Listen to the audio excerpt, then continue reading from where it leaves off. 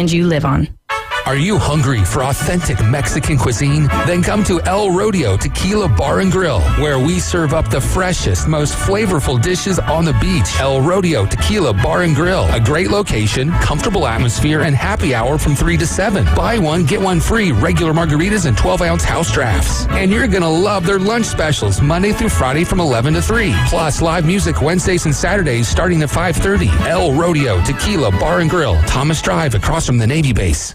Jackson Hewitt has a plan to get your tax refund fast with a buck here, a buck there. Here a buck, there a buck, everywhere a buck. You don't have to wait weeks for your tax refund. Get money sooner with a no-fee refund advance loan at Jackson Hewitt. On this loan, there's a money today guarantee. E-I-E-I-DO. Don't settle for chicken feed. Get fast bucks at Jackson Hewitt today. No-fee refund advance loans by Republic Bank offered to eligible clients. Money today guarantee if approved for a loan on a prepaid card. Details at jacksonhewitt.com. What does it take to live an uncommon life? Here's former Super Bowl winning coach Tony Dungy with today's uncommon moment. What am I going to do with my life is a question we all ask. But the bigger question isn't what we're going to do, but why we're going to do it. Before you decide on what to do, figure out what your purpose is. Then decide what to do. How to accomplish that purpose, not on the basis of money, convenience, or availability, but on the basis of what you're passionate about. Use your gifts, pursue your passions, and work towards your purposes. When you do that, you'll find that work isn't a burden, but a gift from God, and it can be a key to living a fulfilling life. New York Times best-selling author Tony Dungy, author of the popular Uncommon book series. More at CoachDungy.com. That's CoachDungy.com. Go home to the NFL. WGSX Lynn Haven. WVLQ Port St. Joe. ESPN Northwest Florida. It's the next evolution of sports talk radio. The biggest stories and the biggest reactions. Now. And now we're taking... With the first pick. This is the last ball you got to bat. The Inside Drive. From college to the pros. Interviews with the newsmakers, sports betting, your phone calls, and more. And now, The Inside Drive with Ryan Mulvey. Broadcasting from the Bill Kramer Chevrolet Buick GMC and Kramer Marine Outdoor Studios on ESPN Northwest Florida. They get wanted, jump hot, they all on it. They get wanted, jump hot, they all on it. Good Friday morning, Jay Henley. You're listening to the Inside Drive live here on ESPN Northwest Florida, sitting inside these beautiful Bill Kramer Chevrolet Buick GMC and Kramer Marine and Outdoor Studios. Did you talk to your ex-girlfriend this morning? Joanna? Yeah, what'd she say? I don't know. I was going to ask you what she said. You did talk to her? Well, just checking up, see how things are going. Yeah. She's doing good. Good. Busy. She's been busy lately. Very busy, predicting the weather, and she's not doing a good job of it. Which is quite unpredictable. That is right. However, it really, there's some cells out there, over kind of Pensacola, Mobile area that are building up a little bit, but looks like the next little while we should be okay. Obviously going to be pretty windy this afternoon, but the bad stuff certainly up there in the Birmingham, Huntsville, Florence, even going all the way up to Nashville. There's some nasty stuff going on up there, but always stay weather aware, and you can listen right here on ESPN Northwest Florida to Jay's beautiful ex-girlfriend, Joanna. She'll tell you what's going on. You doing all right today? Yeah, I'm doing good. Beautiful voice. Too. Yes. Oh, yes. Got to give a shout out to my bud, Ed Laturco, who had a great comment on Facebook I posted this morning, Jay, talking about how when I hear the promo when I'm listening to ESPN Northwest Florida, it just makes you smile. Yeah. Hey. Just makes you smile. I love There's nothing Daddy, what is it? Daddy doesn't, what is it? Say it. What? There's nothing Daddy doesn't like more than. Is that correct? Okay. Okay. Right. Yeah. But Ed Laturco had a beautiful comment. He said, as the highly quoted man of our times, Dale Doback once said, his voice is a combination of Fergie and Jesus. Amazing. Thank you, Ed. I could not agree any more to that situation. But yes, great movie. Great movie. It is a good movie. Yeah. But yes, a lot of stuff going on. Bill Belichick's spot has officially been filled, Jay. I don't know if you saw any of that news this morning or cared about it or whatever that may be. Yeah, I mean, who we got? Jared Mayo? Oh, look at you. Is it Jared Mayo? My man. Hey. It's because you like Mayo. You're a Mayo guy. No, I am That's not. right. You're not a Mayo guy. No, my brother worked at the CDC. Yes, and he yes. did an extensive study on Mayo, and he can't even look at it. I want a job where I can do an extensive study on Mayo. I mean, I guess you Go can. be the quarterback coach for the Titans, hang out with Will Levis. He puts it in his coffee. That's true. I love my brother, but if you tell him to go down 2 red lights, hang a right, he's going to go down 1 red light, hang a left. Wait, so then why do you listen to him about mayonnaise? Well, he's a very research individual. There's no common sense. Yeah, street smarts, no street smarts. Yeah. Love him to death. Unlike you, or he's the gangster of the streets. Hey, I'll take that any day of the week. Yeah, no, thank you. There's 100% truth to Yes, that. sir. Do you eat hot dogs? Say who? Do you eat hot dogs? Oh yeah. Do He you? didn't give you. I mean, I'll eat mayonnaise by the spoonful. Like, Daily, anything. yeah, like you pass them on the side of the road. I'm going to Wausau. Yeah, going to the festival. I want to go to the festival next year. We got to play some donkey ball. Yes. That's what it was. That's what it triggered in my brain. Donkey ball. Donkey ball. Man, how that came full circle. It sure did. So what's so bad about mayonnaise, though? I don't Don't just know. say, "Oh, he did a study," and like give me no Look, facts here. I'm okay with it if I know that mayonnaise has been in my refrigerator for maybe 4 or 5 days tops, and at that point, it's got to go. Oh, so mayonnaise is only supposed to last for 4 or 5 days? I mean, that's the way I kind of look at it. So my packets instead of that doesn't really solve the problem though. What's the problem? yeah, what's the problem? I think it spoils quickly and Does it? You know what I'm saying? I don't know. I'm not a mayo user. I never have been a mayo user. I'm not anti-mayo. I'm just not a mayo user. Right. So like if you get mayonnaise on your sandwich, you're not sending it back. But Jay, you're sending it back if you get mayonnaise on your sandwich. No, I mean I'll suck it up. Yeah, I'll suck it up. Now ketchup, if you put ketchup on something, because ketchup's such a distinct taste. Yeah. So like I don't like a burger with ketchup or anything like that. No hot dogs with ketchup because it's such a distinct taste. Really? Mayo, you don't really. It doesn't have in my opinion, the impact of the flavor profile that ketchup does. I just love the unholy trinity of the mixture of mayonnaise, mustard, and ketchup. Yeah. It's like a vortex of condiment deliciousness. I'm with you. Thousand Island's just ketchup and mayo, right? Essentially. Maybe they throw some relish in there every once in a while. Yeah, I think you throw a little relish in there. Yeah. And honey mustard is just mayonnaise and mustard and honey. Yeah. That's it. I don't, and the A lot Big of Mac. mayonnaise. I was always an oil and vinegar person, like on the sandwiches. When you get a sandwich made, they're like, "Do you want mayo?" I was like, "Nope." They're like, "Do you want cheese?" I'm like, "Nope." You're gonna need oil and vinegar. Yeah. I like oil and vinegar on a salad too. Yeah. Just like that little combination there. And that's healthy, right? Or nah? I mean, compared to ranch, maybe. Oh, compared to ranch, yeah. I mean, I like ranch with some vinegar and oil Yeah, there on you top go. of it, baby. David's over there going, whatever it is, a little bit of this, a little bit of that. It's a salad, ain't it? Come on. Just true. throw it all in there. That's true. When you go to Subway, I mean, do you just say I want it all? I mean, No, absolutely not. Okay. Roast beef, lettuce, onion, pickle. No, lettuce, onion, banana, pepper, oil, vinegar, oregano, salt, pepper. You've done that a few times. A few times. That's how I like my Jersey Mike's one too. Oh, man. I'm consistent. I don't mix it up very often when it comes to a sandwich. I'm like, I walk up to the board and I'm like, what am I feeling today? Yeah. And just, all right, close my eyes and make some figs. Just There you go. y'all surprise me. Just how about 22 plus 1? What does that get me? 22 plus 1. Yeah, it's the 23 combo. Do you have have you ever had a sandwich named after you? No, I have you? Maybe. Really? I can't remember. I feel like there was something at one of the golf clubs I worked at, but now I'm drawing a huge blank because I was going to talk about it, but then I lost it. Oh man, that would be kind of cool. Yeah, we've done that at a few places I've worked at. Right. Not Bay Point, but The Mole Dog. yeah. Yeah, there you go. The Mole Dog. Man, you what know would what be on that? What would be Roast on the beef, Mole Dog? his Subway sandwich. Although I do like a bacon, egg, and cheese on a salt bagel from the Northeast. Sounds good. Primo right there. Yes, sir. What's the difference in a salt bagel and a regular bagel? Does a regular bagel not have salt? I don't eat a lot of bagels. A salt bagel has like the pretzel salt on it. Gotcha. Yes. You don't find those anywhere. Duncan did it a long time ago, and then I guess I was the only one ordering it, and it changed. Dang. Travis's go-to meatball sub on Italian urban cheese bread with pepper jack and garlic aioli. Garlic aioli. Yummy. Not to plug Subway, but they've really upped their game the last couple years. Yeah, with prices, they better. Well, yeah. It's the same price as Jersey Mike's as it is as Subway now. Yeah. You know what you can't beat price-wise? What's that? again, we'll plug them. A pub sub Where's that?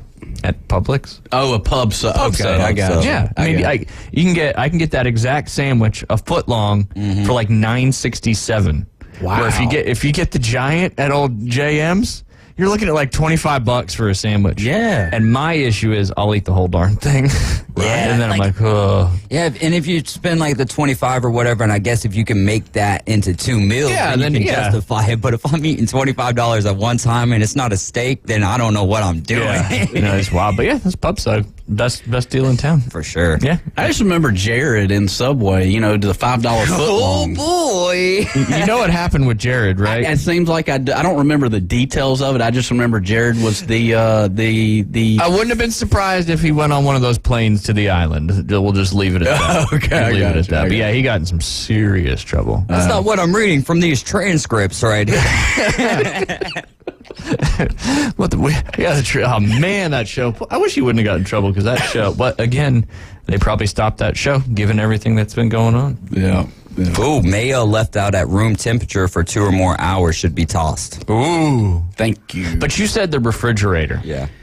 I mean, there's got to be tons of preservatives in mayo, right? It says mayonnaise will keep for about 2 months in the refrigerator. Now, obviously, this is the first thing that pops up on Google. What do we know? That doesn't make it right. Doesn't make it true. Yeah. Doesn't. But you open it up and what's that? Smell that smell. Little Skinner. Yeah. That smell when it goes straight to the circular file, if you will. Does the turnt smell? Yeah. That's a The southern the thing, turnt. right? Turnt. It doesn't turn. I learned that from Beth. Turnt. I was like, what the heck does that mean when we first started dating? And then I learned. She's like, that food's turnt. I was like, is it partying? Is it turning? I don't know. We love you, Beth. See, you're not. I can handle the southern things because I've been trained over the last 13 years on how to deal with this. So, Oh, God. but a true story. True story, nonetheless. Oh man, we started with mayo today. Day ends in Y, right? You never know. Yeah. Liam's a huge mayo fan. See, I would have not thought that of Bacon him. mayo sandwich is like his favorite. Just bacon mayo, Okay. no crust, All right. no crust. Because cooked bread more is not good. Yeah. Crust got such a bad rap from the kids. I don't get it. I think don't it's either. because like the bread part of the bread, the non-crust, Yeah, whatever you want yeah. to call that, is a little bit more moist than what the crust is. And so when you're young, but as I've grown up, because I used to kind of be like that, where I didn't care for the crust, but I'd still eat it. Then I got to the point where if the crust was off and it was still like on the napkin or paper plate, like I'm eating the crust as well, So Well, and if you'll you're grow out of doing, it. if you like sunny side up or over easy or even over medium, that crust is very valuable when it comes to your piece of toast. I agree. What about the like you take a cup and you cut out the middle of the bread and then you cook the egg in Ooh. it? And I've seen that. I've never done that. oh, it's so good. Yeah. Because I love sopping up the yolk. Yep. I just call it the yellow. Yellow. Yeah. The yellow. Sunshine. Sunshine. The sunshine, yeah. The Trevor Lawrence. Yeah. There The you go. Trevor Lawrence. There's your breakfast sandwich. That's it. The Trevor Lawrence. I don't know. Sunny side up. Oh, goodness. Eggs, breakfast. Most important meal of the day. Did you eat your pizza crust when you were a kid, or did you just toss it? Yeah. I've always eaten pizza crust. I'm still split on that. Just depends. If the crust is good, I'll eat it. Just depends. See, I grew up in the mecca of pizza. Yeah. So that crust was so good. Even before they started stuffing them. You remember who started stuffing the pizza crust, I wonder? Like I Papa don't John's? imagine. I think it was Pizza Hut. Or Pizza Hut was the OG stuffed crust. Yeah. However, I don't like the stuffed crust. Right. There's enough cheese on pizza. I don't need cheese in my crust. Isn't it bad that we can get hot pizzas at a certain place where they come already ready and prepared? But like you go to a certain grocery store and try to get their off-brand frozen pizza and it costs the same price. Like, why am I going to pay more to cook this thing? Thank you. Yeah.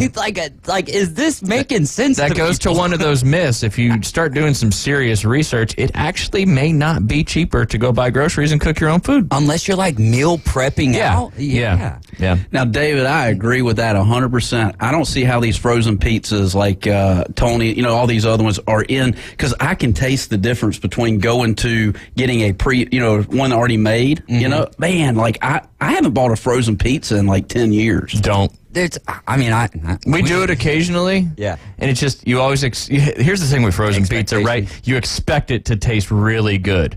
and like you hadn't had one in a couple months. You're like, maybe it'll be really good, and then you eat it and you're like, this tastes the same. Disappointing. And it doesn't matter if it's that one with the F and the E's and the Z's on it, or if it's the DiGiorno or whatever it may be. That's Did you speaking of Little Caesars, they have like a gajillion types of pizzas now. Mm-hmm. It's wild. Yeah, it's wild.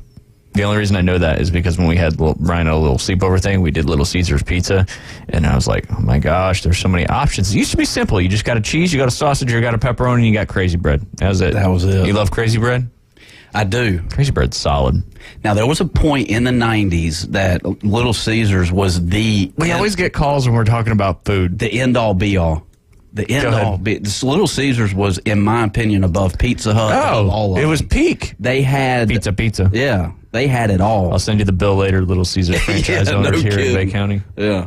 All right, let's see who we got there. Lynn Haven, Rob, how are you doing? I was going to talk about Florida State in this first segment, but I got distracted. I don't even know if we want to talk about that.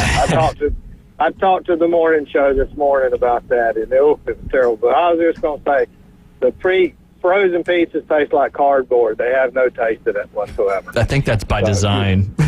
You're better off to really buy the kit and make your own. That's another good point. Yeah, good point. And it's a good bonding experience with your kids or your spouse or your partner, whatever it is. Make pizza together. Yeah. Right. You have a pizza night and you make your own pizzas. But you're right. And really, there's so many different types of pizza that are out there. You can find one that you really like, and that's the only one you're going to order. Yeah, that's true. So, what's your go-to pizza topping, Rob? Well, my wife really likes the Supreme, but I can go with pepperoni. And then you got the meatloaf. I mean, it just depends on what kind of mood you're in, really. That's true. Amen. That's the beautiful thing about pizza. There's anchovies, negative. Yeah. That to me is just, I mean, you want to ruin your day, bite into something that somebody's ordered and it have an anchovy on it. Oh, I'll get it. Jay's an anchovy fan. I'm not. I don't even know what that is. Really? Is it like raw fish? It's not raw. Yeah, they cook the raw, pizza. But it's like a sardine. Yeah. Yeah. That's exactly what it's like. Yep. Yeah. You used Anything else, I can stand on it. Not a big mushroom fan, but I can't eat them. Take it. And the other good thing is you can pick stuff off if you know it's and you don't like it. That's true. Right. That's true. What about pineapple? Are you on pizza pineapple guy? I'm not. I have eaten the ones. What do they call that? There's a Hawaiian. The Hawaiian, but they call it like a wreck or something like that. But the pineapples, they're not bad. Yeah. And I like the taco pizzas. Yeah. There's a lot of people liking these pasta pizzas. The buffet that they have at the Hut, that's not bad, as long as you sit there and want to wait on the hot ones coming out. Yeah. The breadsticks. Whew. Yeah, I mean, we used to do that in lunch. You'd go to Pizza Hut buffet. It was like $4.99 back in the day, my day. Yeah. And you just eat it in breadsticks and you were good to go. Yep. Pizza Hut breadsticks or Little Caesars crazy bread? Well, that's what I was fixing to say. The Little Caesars with the what do they call it? The spicy or the tangy bread or whatever, that sauce they put on it. Yeah. Those are a knockout. Yeah. Those are good. Those are solid. Yeah, they're good. How about the Papa John's, like pepper on the side? We didn't get Papa John's in, so we might as well throw them in.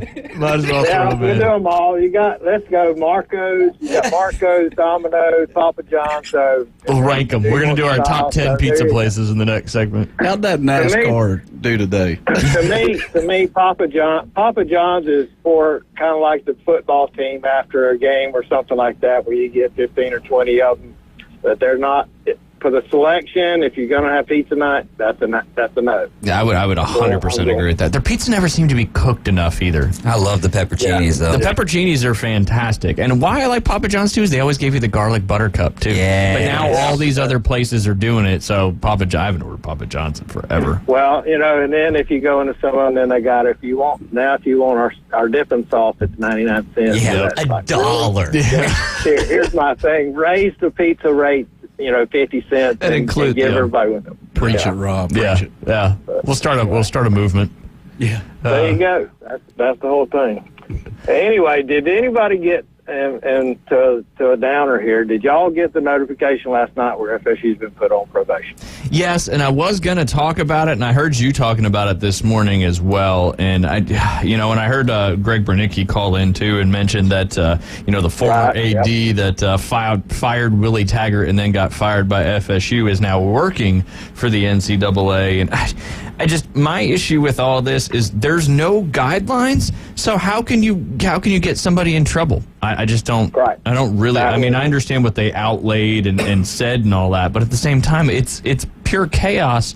How can all of a sudden now you decide, which, conspiracy theories kind of run the world right now, but it's one of those conspiracy theories. You guys were talking about it too. Florida State is very animate about missing the playoff, boycotting, they need to get out of the ACC, and then the NCAA comes out and does something like this. That's weird timing. But yeah, what do you think about it, Rob?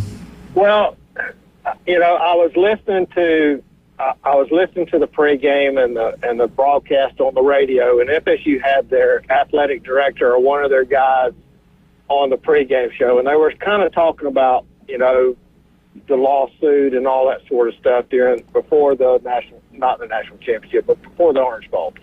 And they said, the thing is that all the other schools with their ADs, presidents, and all that are all complaining in the little sit-down meetings behind closed doors. FSU was the only one that was coming out and talking about all the stuff about the money, and withdrawing from the conference and all out in the open. So every other school is not happy with their cut of the whatever the conference is divvying up. But nobody else is out there out front and talking about it in the public like FSU is. But I have been thinking since, the start of the year, some of the calls that FSU is getting, during the games, is if there wasn't something that was put out, kind of under the table, unspoken, because there was a couple times that FSU players got hit hard in the head with the crown of the helmet and no flags were flown. But let FSU come by and hit somebody, even if it wasn't, and they would even look at it and say, no, that wasn't a target. But, I know that Travis got hit. Travis got hit in the Miami game in the face mask. Yeah. Yep. No penalty. And no penalty. Yeah, it's you start thinking about some of that kind of stuff, and your logic starts to come in, and I think that's where you start really questioning stuff. It'd be interesting, can the NCAA really control them not being able to use that one collective? What if Florida State just says, nah, you know what? I am going to use that collective. And what is the NCAA going to do? And it's just going to create more lawsuits and all that kind of stuff, it seems like. If FSU say, okay, and that collective is the one, and I'm almost positive that's the one that Warwick Dunn and all the old players got involved with. It was Warwick and Derek Brooks and all them that got involved with at the very beginning. That's the one that they advertised. That's the something Spear. I can't remember what the name of it is. But also, you sit here and you go back and look, and at the beginning of the year when all this started, Miami had a booster that said that owned a gym down there in Coral Gables, and he said that I'll pay every player that comes out here, or all of them, $500 to come and work out, do their workout at my gym. How is that not a booster or somebody getting involved out in the open? Yeah, I don't get it. Yeah. All this is going on now, but here and I don't know. The old attitude has always been, being a business owner and everything else, that the IRS comes to you and says, hey, we're going to audit you. You just tell them right up front, tell me how much I owe you, and write them a check. Yep. Go borrow the money, do whatever, because it's not worth it, the time that you spend and jumping through the hoops and everything else. So I just don't know if the NCAA comes in and says, hey, you're under investigation. You go back and look and go, okay, because you didn't ever even hear that FSU had hired a firm to, a lawyer, a firm to see what was going on or anything else. They just agreed to it and to move on. Yeah. So, just more wild things happening in this wild time of college football, and even a little wild up there in the NFL as well. But Rob, anything else you want to get to real quick? Well, I was just going to say I would not be surprised now that if Alabama offers Norvell that job, that he wouldn't take it. Yeah. You know? It's going to be interesting to see. I think he's number 2 right now in the Vegas odds to take that behind Dabo. Oh, no, he might be number 3 behind Kalen DeBoer. But, Rob, we appreciate your phone call and agree with you 100% on the pizza stuff. All right, man. Y'all have a good one. Yeah, we appreciate you listening. Take care. You're listening to The Inside Drive live here on ESPN Northwest Florida, and we'll be right back. 104.3 ESPN is above the rim. Exciting college basketball is back. Tune in every Saturday for the biggest games in college basketball, plus marquee evening matchups during the week. The Round Ball. And it goes for the win! You want it, you need it, and we've got it. College basketball plays here. 104.3 ESPN Northwest Florida. This is Joanna with ESPN Northwest Florida with your Friday's weather. This afternoon and evening there will be a strong breeze out of the west-southwest, a chance of thunderstorms and mostly clouds, and 69. Partly cloudy skies tonight, colder at 42, and a wind coming out of the northwest around 14 miles per hour. Tomorrow, partly sunny and a gentle breeze right around 9 miles per hour with a high of 55. About the same at 59 Sunday, and we'll have sunshine. This forecast is brought to you by Ellis Agency Insurance. Thank you for tuning into ESPN Northwest Florida. Rely on it. At Brock Lawn and Pest Control, we're proud to be awarded the distinction of being Quality Pro certified. Our technicians have passed rigorous training in eco-friendly application and prevention of pest treatments. Part of the program is the practice of integrated pest management. IPM's goal is to prevent pests from ever entering your home. It includes inspection, prevention, education, and, when necessary, application. We're proud to be Quality Pro certified. Brock Lawn and Pest Control, the standard and level of trust. Hi folks, I'm Tracy from Tracy's Fine Jewelry. Shopping for the perfect diamond can be difficult, but that's why I've trained my staff to offer you a stress-free diamond experience. Me and my I Do crew have 50 years experience, and we have more certified diamonds in stock at the best prices in town. So if you're tired of high-pressure salespeople, come see me, your diamond girl, and my I Do crew at Tracy's Fine Jewelry, because we don't work on commissions. We work for smiles and I Do's. The locals love it. You're gonna love this. You are my favorite. It's my favorite. Everybody's favorite. The Inside Drive with Ryan Mulvey. Live from the Bill Kramer Chevrolet Buick GMC and Kramer Marine Outdoor Studios on ESPN Northwest Florida. And welcome back. You're listening to The Inside Drive live here on ESPN Northwest Florida. It's funny.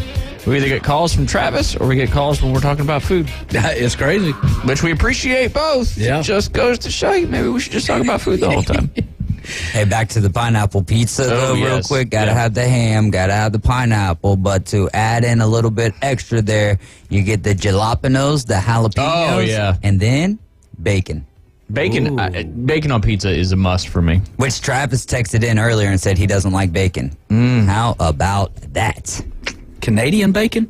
Well, I guess also known as ham. Yeah. Oh, is that what that is? Okay. Yeah. I mean, bacon is, they're all from a pig. Yeah. So is that football. Yeah. So is that football. It is. It is. Too bad it's still not, like, really. It's not really pigskin still, is it? I don't know. You should find that out, Jay. You know what? What's your go-to, not to continue it, I'll talk about FSU here in a second, but what's your go-to, you're ordering a pizza, it's just for you, what toppings are you getting? You have unlimited toppings you can get. Yeah, I mean, I'm simple. You're a simpleton? Pepperoni, Italian sausage, and I may, if I'm, extra cheese. May go extra cheese. Ooh, just for the old constipation. It could be. Yeah. Yep. There you go. There you go. Yeah. No. How about you? Do you think pepperoni is as famous as it is now without pizza? Oh, good question. I know, right? I like pepperoni on my salad. I know it sounds crazy. I do too. Yeah. But then again, I was saying earlier, like, what don't I like on my salad? Right. David put a brick on his salad. All right. Michigan Eddie is on the line, our good friend, the amazing and blue. Michigan Eddie, how are you today? Go Blue Chartiers, we're going to take back Kendall. My dad used to eat pizza and anchovies. So disgusting. So disgusting. You either love them or you hate them. There's no in between on the old chovies. Sick. Anyway, hey, we're driving to Ocala, driving down to Fort Myers for a baseball tournament. Lloyd's got a baseball tournament. Nice. I got a story to tell you. Please. So I worked yesterday and checking those out around midnight. It's a little more than halfway, you know, because that drive to Fort Myers in one day is insane. Yeah. It's terrible. And so I'm talking to Darius, the night auditor, the night manager, a real nice guy, kids same age, blah, blah, blah. And then this couple just barges in and interrupts. And I'm like, well, I think they had a couple barley sodas, you know. So I walk out to the truck, you know, go get the suitcases.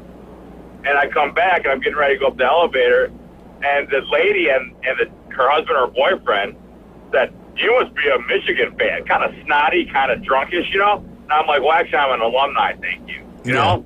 And then I go to the elevator, and then the lady, just obnoxious gal, goes, Is that orange and blue you're wearing? I go, no, actually, it's maize and blue. I go, I've had enough of this. I'm not riding the elevator with these bunch of schmucks. So I just want to talk to Darius and start talking. And he's got a kid, 8th grader wide receiver, getting looked at by high schools and all that. And we started talking about it. I had to tell that story, but, man, only in Ocala, Florida, man. Yep. You know, I'm like, I don't have time for this, man. Yeah, you know? Ocala is the capital of Michigan hate in Florida. There's no doubt.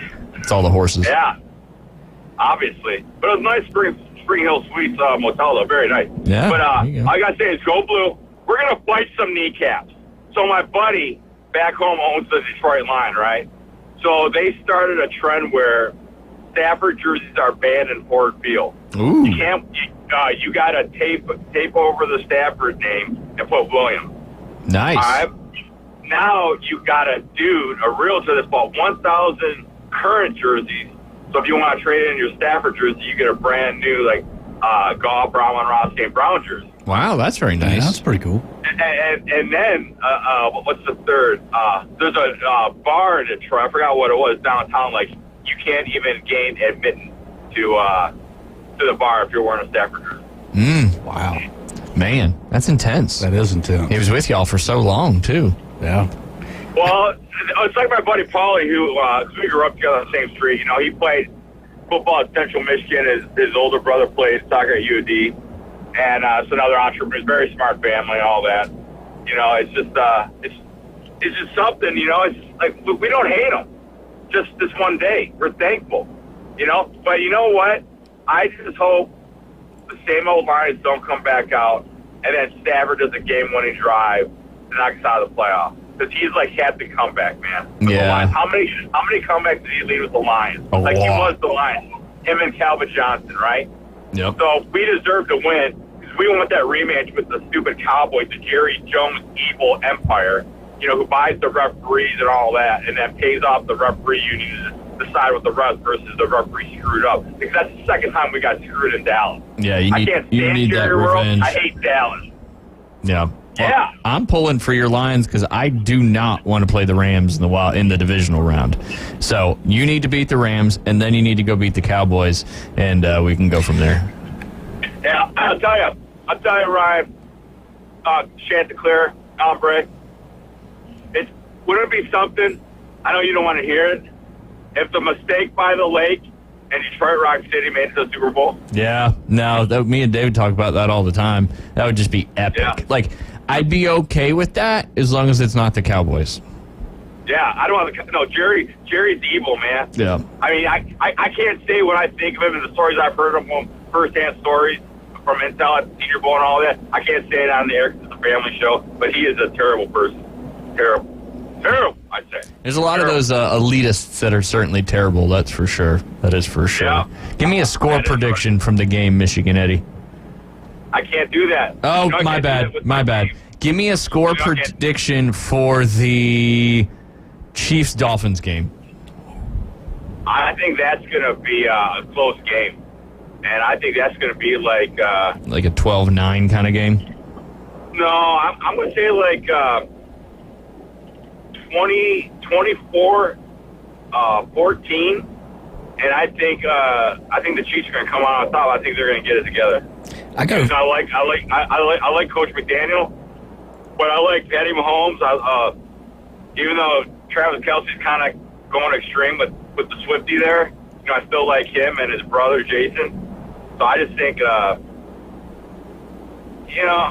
no, screw it. I'm going to go 24-14 Dolphins because they're owned by Michigan alum. It's Go Blue, baby. We got karma right now. 24-14 Dolphins. There you go. You heard it here first. 24-14 Dolphins. Michigan Eddie, I'm going 4-2 Chiefs. I say there's 3 safeties in the game, and that's it. You're playing soccer now or baseball, Coach Jay? Hey, Coach Jay's got a beautiful maize-colored Jay Henley golf shirt on today. I do. Oh, hey, he's going to see my beautiful daughters tomorrow. Last warm-up before the tournament next week at your wonderful Bay Point Golf Club. Yeah, warm up is a good word. The forecast for next weekend is not looking too warm. I think the high is 46 both days with some serious wind. So maybe that'll change. Yeah. Luckily, Kentland's has Michigan blood in her, so she's all good. This is true. Hey, there's she's one top buttercup. There you go. And you got to be tough for golf. You got to be tough for golf. That's for sure. Yeah, but she's excited for tomorrow. And I heard it might be bad weather today back home. So remember, Coach Jay, we're on the road for baseball. So if you got to cancel, just contact Darius. All right, brother? Will do. Y'all be safe, Michigan Eddie. Hey, good luck in that tournament down there, and enjoy watching your Detroit Lions in the playoffs. Fight some kneecaps. FCDC. Restore the roar. And Harbaugh we trust. Alabama's not dead. I mean, Saban's not dead. He's retired. Celebrate. It's not a funeral, Bama fans. Get a grip. I'm out. See ya. Michigan Eddie, thank you for the call. Hey, hadn't heard from Michigan. Well, no, we did. We heard from him on Monday. He was a lot more low-key that past Monday, that's for sure. He's got to get used to, this jabs, right? I mean, Michigan's now national champions. People hate winners, man, so he's got to get used to it.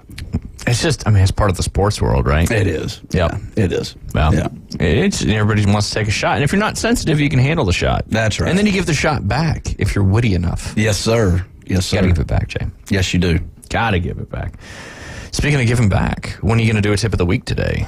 Oh, let's do that. Right after Afternoon Delight. Right after Afternoon Delight. Yes. All right. Bring it. That works. That works for me. Got some other plans, too, as well. But, we're talking about that FSU stuff. Do you want to get into that, or you want to skip that one for today? We got a lot of other stuff to talk about. The FSU? Yeah.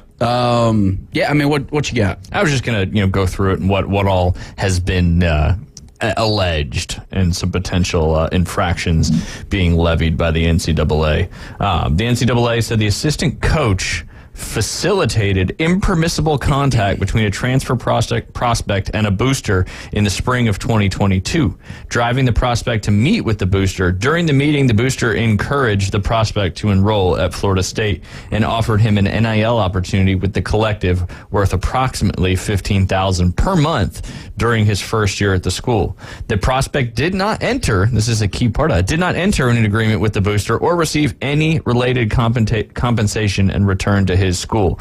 That particular player actually was with your team there, Jay Henley, the old Georgia Bulldogs. But source briefed on the investigation confirmed to The Athletic, this article is from The Athletic, that the FSU assistant offensive coordinator, Alex Atkins, and the player is former Georgia offensive tackle, Amaris Mims, who recently announced he was foregoing his rest of his college to enter the draft after the Bulldogs beat the Seminoles 63-3 in the Orange Bowl. The FSU collective was identified by both 24 Sports and Yahoo as what Lynn Robb was saying, rising spear. Seminoles head coach Mike Norvell was not named in the findings or penalized. The school and enforcement staff agreed during the investigation the assistant coach violated unethical conduct rules when he knowingly provided false or misleading information about the violations.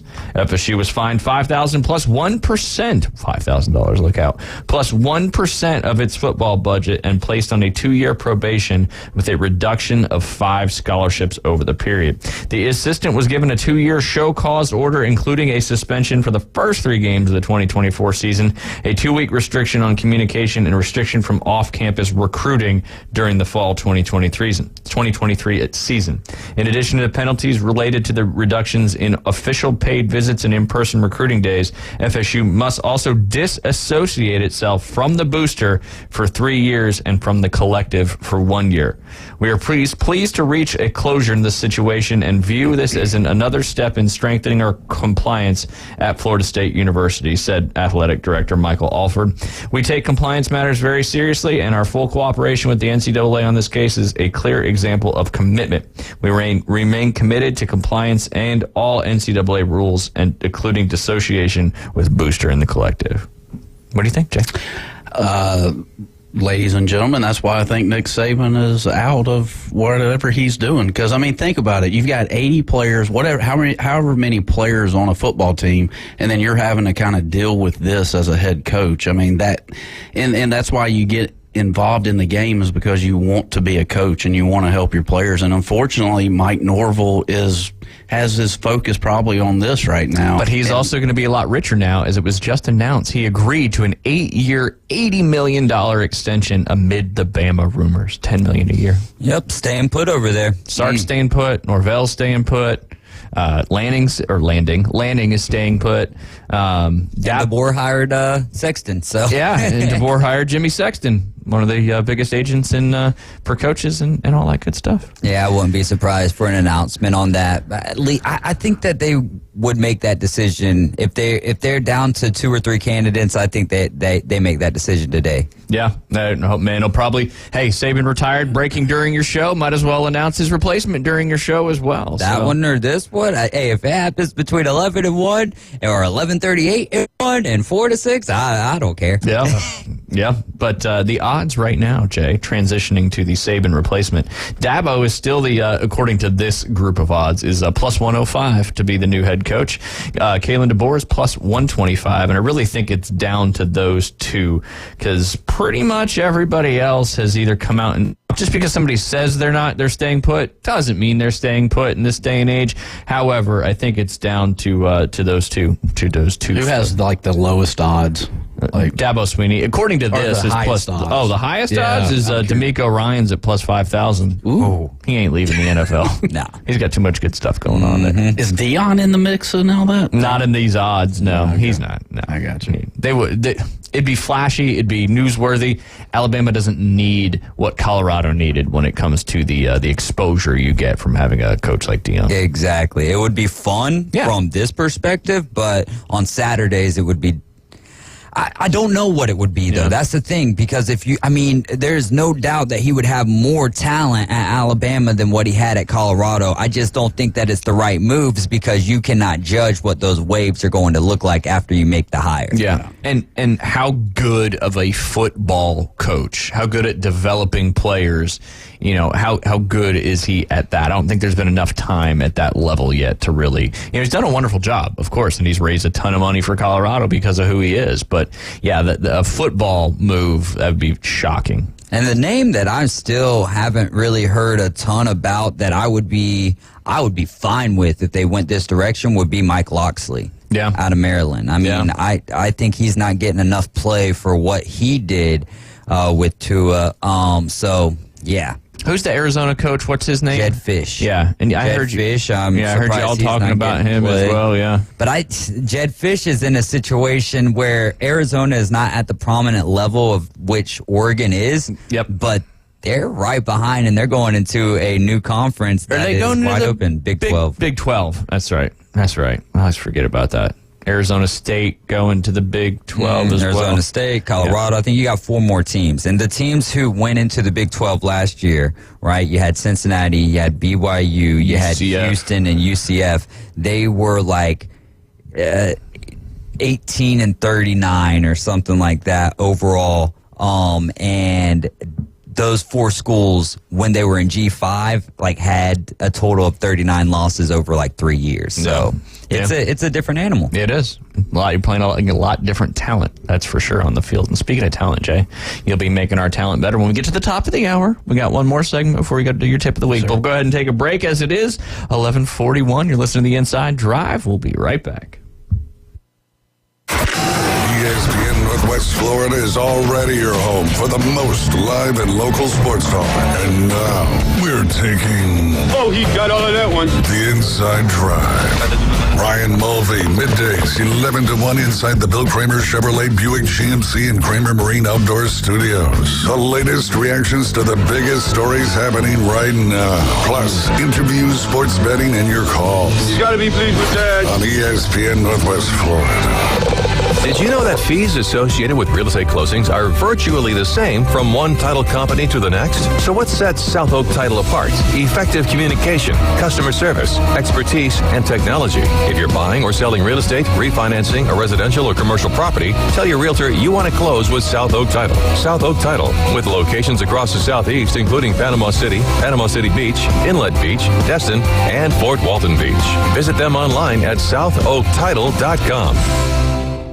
It's time to pick your path and go big and go bold from Bill Bird Kia. You can drive away in a brand new 2024 Telluride from Bill Bird Kia. The 2024 Telluride protects what matters, and it's built for the long haul. Its technology will connect with confidence, and its upscale, all-around rugged look will take you on to the next adventure. The road is yours. Bill Bird Kia, the home of the 20-year, 200,000-mile warranty. Stop by and see us today at 2435 East 15th Street or BillBirdKia.com.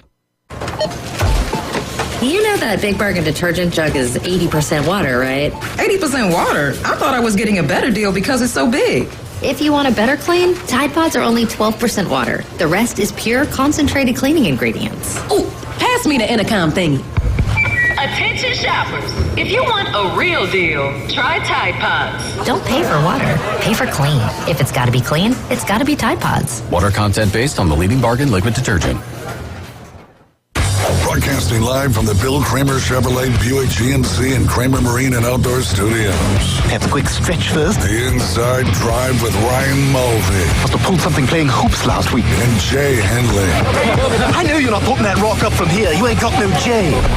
ESPN Northwest Florida.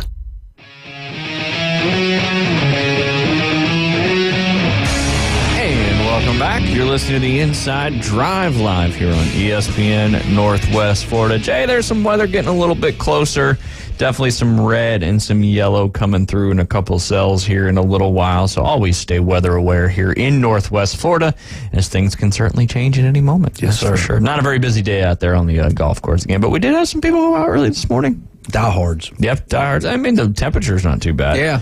It's just, it hasn't not been, when's the last day it hasn't been windy? I don't know. It's always windy here, but it's been windy for a while, it seems like. I keep thinking about the weekends during December, man. Oh, yeah. I mean, they were horrific. Yeah. I mean, it's been crazy. But, you got to get through this time to appreciate the March, April. I'm going to say March. I'm going to speak it into existence. That we have some good March weather this year. That'd be nice. We got a lot of events coming up in March and April out there at Bay Point Golf Club. So we'd love for them all to be good. Jay, we'll run out of time if I don't do it, but we've got to start our pick'em. Okay. Got to start the pick'em, okay? Yep. You ready for this? Mm-hmm. All right. We can break down the games a little bit, too, while we talk about it. First one, I'm down by 4 to David. He's at 109. I'm at 105. You're hanging in there at 86, but I don't know when this is going to stop, so there's always a chance to come back. I didn't know this was going throughout the year, so I'm back in the game, man. Either did I. Done my I don't know when the ending is. Yeah. The ending will be when I have more points than David. I got you. I like that. That's a Coach Hale move. That's a Coach Hale move if I've ever seen one. But yes, first game obviously on the docket there, Jay Henley, is the Browns at the Texans. It's hard to get to the playoffs, right? A lot of people are talking about the Texans, are they just happy to be in the playoffs? Yeah, of course they're happy to be in the playoffs, but you can't take that for granted. You don't know when you're going to be back in the playoffs. So regardless what seed you are or whether you should be in there or not, you got to take advantage of it. What are you thinking in this one down there it's NRG Stadium? Is that right? NRG. It's in Houston. Yep. Okay. All right. So because Houston won the division. Yeah. And the Browns did not. I've said it all week. I mean, I feel like I've said it before. And I'll said it before. Again. The rookie quarterback and the rookie coach situation, they've made it, and Flacco's looked good the last few weeks, and so I think Cleveland goes to Houston and takes them down 24-21. Ooh, a little close matchup there. Yeah, the Cleveland is a 2-point favorite on the road down there indoors. 63% of the betting percentage is on Cleveland laying the points. 67% of the money is on Cleveland laying those points. So you're taking the Brownies. Yep. Yeah.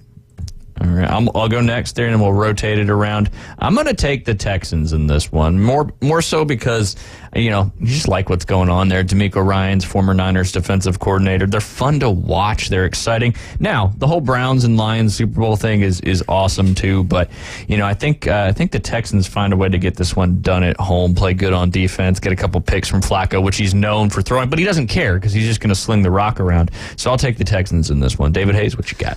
Man, the Texans are It's going to be a fun game. It is, and I'm glad that we're kicking off the playoffs with this one. Great storyline, the gray beard versus the rookie quarterback here, guy who takes naps on the bench, compared to a guy who's only turned the ball over five times, which is insane. It really is. Over 4,000 yards, rookie head coach. The head coach is a defensive-minded head coach. Tell me one of those wide receivers you want playing on your team. Yeah. Okay, enough said there. I like Nico. No. I know that we like them or whatever, but is there any part of you when you're watching them like, man, if we had that guy on our team, we would be different? You say that about C.J. Stroud. Well, the 49ers, different position. Yeah. From a Titans perspective, we'd be in a little bit better boat if C.J. Stroud was the quarterback, or at least you'd like to think that. I love the defense that the Houston Texans bring, but I think that the Browns defense with Myles Garrett is a little bit stronger. Yep. I think that the playoff experience is going to bode well for the Cleveland Browns, and the lack of that is going to glare at times for the Houston Texans.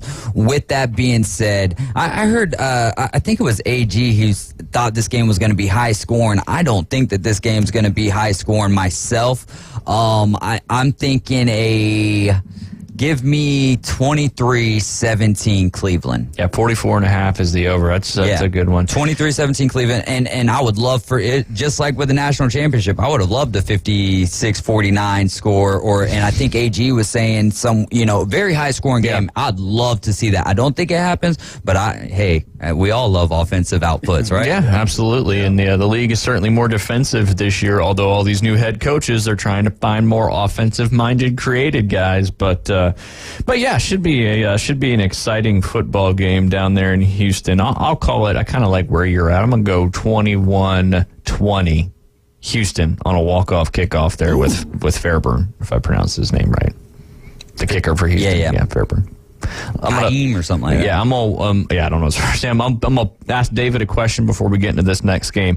The Raiders. I almost said the Ravens. The Raiders interim head coach Antonio Pierce has been likened.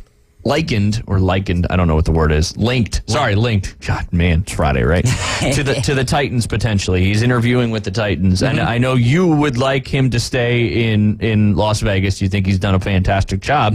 So let me ask you what you think about him being the head coach of the Tennessee Titans. If you got those Raiders playing like that over there, and they love to play for you, if the Tennessee Titans, he's a guy like Mike Vrabel, where it's kind of no nonsense. It can get nonsensical, like the guys can have fun, but we're coming here to do a job, and I think Antonio Pierce brings that. At the same time, it's a lot easier when you can relay messages and information to guys and they can understand you better. Why? Because you were a player, and you were a player not too long ago, so they're going to listen to your emphasis with a little bit more passion there, especially if they have trust in you.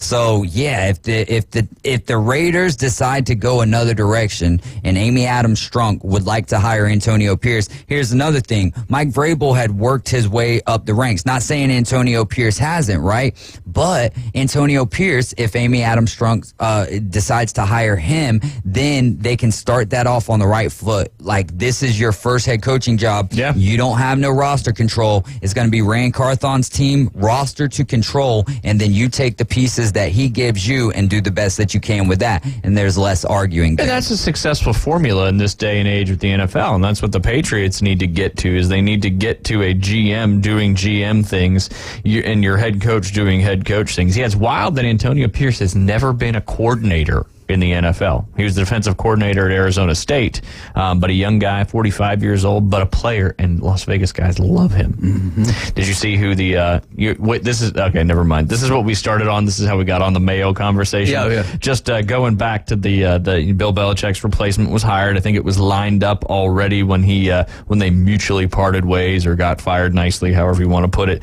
37-year-old is the youngest head coach in the NFL now, just behind Sean McVay. Had that role since 2017, and Mayo is a month younger than Sean McVay out there in Arizona. And from what some people were saying, Kraft said there's no ceiling on Mayo's ability to be a head coach. I think they even had it written into his contract that like he was going to be, he would be the head coach at some point. I heard something. I don't know the fact to that, but interesting. But yes, no ceiling on Mayo's ability to be a head coach, and he'll be a head coach, Kraft said at that time. I'm sure of that. I hope he's with us, so we'll see what happens. That was many years ago when Robert Kraft was talking about him. But yeah, he played for he's only ever been with the Patriots organization, Jay, since he came out of college. Mayo played from the Patriots from 2008 to 2015, earning Pro Bowl honors in both 2010 and 2012. He was an All-Pro in 2010. He had an NFL high 175 tackles. He was also the NFL's Defensive Rookie of the Year back in 2008. After he finished his career there in 2015, 4 years later, New England hired Mayo as an inside linebackers coach, and now he's the head coach of the Patriots. Do you think he'll wear hoodies like Belichick did? No. It's going to be weird not seeing Saban on the sidelines in Bama and not seeing Belichick on the sidelines in New England. I know, yeah. It's a new era. It's also the first playoff since 1998? Might be later than that you don't have Peyton Manning or Tom Brady. Wow. Dang. Don't quote me on 98, but it's been a while. That sounds about right. That's just going off what I thought I saw. But yeah, new era. Yeah, Brady was in the playoffs last year. That's what's crazy. Yeah. That's what's crazy. And they almost came back and won that game against the Rams, right? Anyway, that's not important, but a lot of things are changing. Yeah. Father Time is ticking. Right. We're moving into a new era here in college football and the NFL. Speaking of the NFL, probably one more game we can do here, Jay, and that's the Dolphins and the Chiefs. I will start off by reminding everybody of the 8 coldest games in NFL history. This could be one of them. It could slide into the top 10. There's around 0 degrees, wind chills up to -30. The coldest game in NFL history, Jay, was on December 31st in 1967. That was the NFC Championship, also known as... Don't know. The Ice Bowl. Oh, You've probably heard that before. Yeah. The Ice Bowl up there at Lambeau Field. The actual air temperature was -13. The wind chill was -48 degrees. That was the Green Bay Packers versus the Dallas Cowboys back in 1967. Next game there was the January 10th, 1982. That was at Riverfront Stadium, the AFC Championship game. The Cincinnati Bengals versus the San Diego Chargers. Air temperature -9 degrees. Wind chill -59 degrees. How do you even prepare for that? Go ahead, David. I thought you were going to, yeah. Well, I was going to say about the Bucs. The Rams was the year prior to, it was the Cowboys last year. That's right. Yeah. That's right. Yes. But no. But back to what you're talking about. Way more important. That doesn't feel that long ago, though, that Rams game. That's even why I brought it up, because I was like, man, I was feeling the same exact way. But yeah, how can they play these games? This is I'm just thinking frostbite, right? I mean, with the Bills and the Steelers right now, I don't know if you've seen some of those, or if you brought those up, but golly, travel's going to be hard for the fans in the area. I mean, this is going to be fun to watch. Just imagine being the equipment manager for both of these teams. And you got to make sure everybody's got the huge jackets and the heater. I mean, what a task. At -30 degrees Fahrenheit, hypothermia can occur in about 10 minutes. That's actual air temperature, though, right? Not wind chill. Yeah. So, Lynn Haven Robb says, in this day and age, do you think that the NFL would cancel a game due to weather? I've heard rumors that they were thinking about moving the Bills Steelers game to Paul Brown Stadium, which I think would be a travesty. I don't think they would ever cancel games just because there's so much repercussions from doing that. Obviously, the financial thing of it, but the rescheduling and that's why you see these games played in these conditions. Yeah, in my humble opinion. Yeah. Riverfront Stadium, Jay, January 10th, 1982, just mentioned it, wind chill of negative 59. That was the AFC Championship. That's what's crazy, too. Like, the biggest game of the conference is sometimes played in these absolute wild conditions. We'll do a couple more, and we'll get into our picks when we get back. We may save your tip of the week for just a little bit later. January 10th, 2016, not that long ago, it was the 2015 wild card game. You had the Seattle Seahawks versus the Minnesota Vikings, and that was at TCF Bank Stadium. The air temperature was -6, and the wind chill was -25. Oof. That was before Minnesota. So Minnesota? Yeah, it was before they went into the Dome, right? Or was that in Seattle? I don't know. Me neither. All right, one more, and then we got to take a break. December 10th, 1972, Metropolitan Stadium, air temperature 0 degrees, wind chill -18. That was the Minnesota Vikings versus the Green Bay Packers. All right, we'll take a break. We'll go to the rest of those games, and you'll tell us who's going to win the Dolphins-Chiefs game. We'll be right back. ESPN Northwest Florida. We're taking the inside drive. Just play the dang guitar. Uh-oh. We got it. We've got it happen. Recording. Birdies and beer. See, you're depriving us of this. That's one thing Daddy likes, and that's birdies and beer. Ryan Mulvey. Thank you very little. Middays 11 to 1 on ESPN Northwest Florida. This is Joanna with ESPN Northwest Florida with your Friday's weather. This afternoon and evening there will be a strong breeze out of the west-southwest, a chance of thunderstorms and mostly clouds, and 69.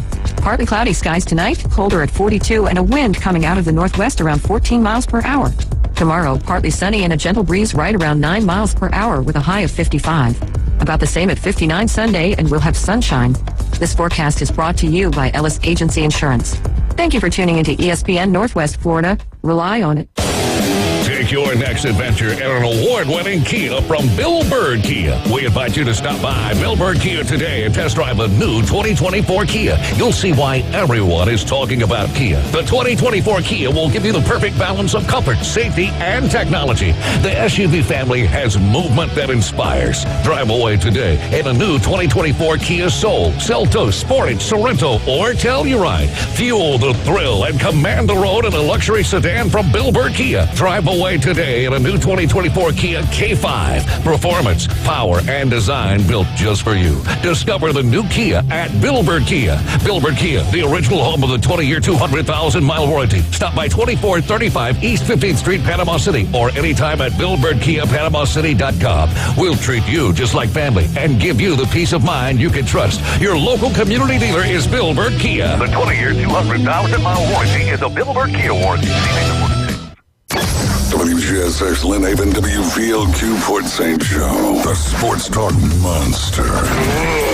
ESPN Northwest Florida. And now the Inside Drive with Ryan Mulvey. We're going to have a talk. Tell me what you know.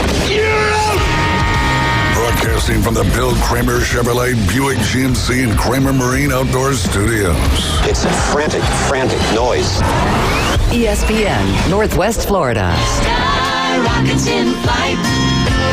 Afternoon delight. Hey, and welcome back. You're listening to the Inside Drive live here on ESPN Northwest Florida. Jay, I'm like ADD. I'm like a kid. There's this news. There's this news. There's this news. There's this news. We're trying to preview football games. There's just so much going on right now, and there really isn't that much going on right now, which is also crazy. But I don't know if you saw a couple Auburn news updates here yesterday. Carnell Williams announced he'd be stepping down from the Auburn program and moving on from the staff, and a little bit of a surprising move there. He's been helping out and kind of the guy keeping everybody together over the last 5 years. He said, I love Auburn, the players, and the Auburn family with all my heart, but this decision is what was best for me, my wife, and my son. I'm extremely grateful for the coaching opportunity given to me first by Coach Malzahn and most recently by Coach Freeze. These past 5 years in the Plains have been nothing short of incredible.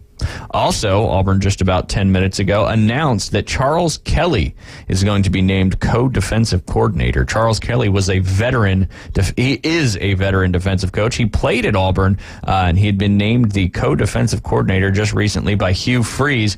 He most recently served as the defensive coordinator for Colorado this past season, and after 4 years as the associate defensive coordinator at Alabama, where he won national championship in 2020. What do you think? I don't know. It looks like Freeze has a vision, and well, he got rid of both coordinators. Yeah. He's got a co-defensive coordinator now coming back. Mm-hmm. All right, cold games. Where do we leave off? Metropolitan Stadium, 1972. Next one, somewhat recently, January 20th, 2008.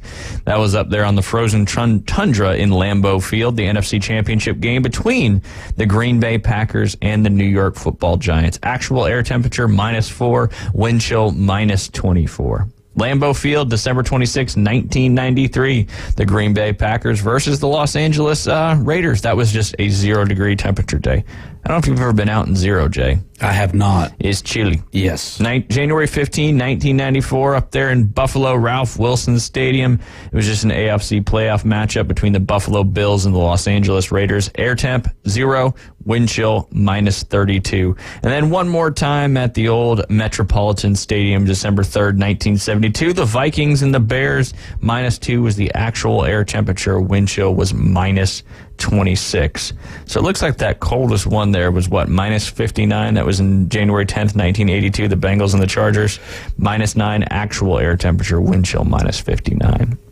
How do you keep like the water in the Gatorade from freezing? No kidding. I mean, that's cold. I know they got all this technology. They'll have those huge heaters blasting and all that stuff, but I'm just hoping my nose isn't running. I mean, if my nose if your nose ain't running, it's frozen. You've obviously never been. I haven't. Need to get you out there. I think the coldest it's ever gotten, like in Atlanta, is maybe like 8 or 7 or something like that. But like we didn't go outside. Well, and when it gets like that in places in the South, everything just shuts down. Yeah. So you're not going anywhere anyway. Like supposedly the buses can't run if it gets like 16 or 17 degrees. So I remember missing school. You know, it was 18 degrees. It's like nope, no school. Yeah. So because we're just not equipped down here, right? Like the other places that are used to that kind of weather. Yeah. But with all that being said, the forecasted air temperature, somewhere around 0 degrees, but wind chill could get pretty significant out there in at Arrowhead Stadium. So, what are you liking it? Here, I'll go first in this one since you went, and we'll go around the horn. Okay. Let me pull up the information on the betting world and all that good stuff. So, what do we got? We got the Dolphins and the Chiefs. That is the Peacock game. $110 million. Peacock is paying the NFL to exclusively broadcast this game. There's ways to get around it, but it'd be interesting to see how many people sign up for Peacock and then drop the subscription after the weekend. There's your tip, Jay. Right, there you go. And maybe there's a free trial. I doubt it for this weekend coming up. But right now, the Kansas City Chiefs are a 4.5-point favorite in this game. Over total 43.5.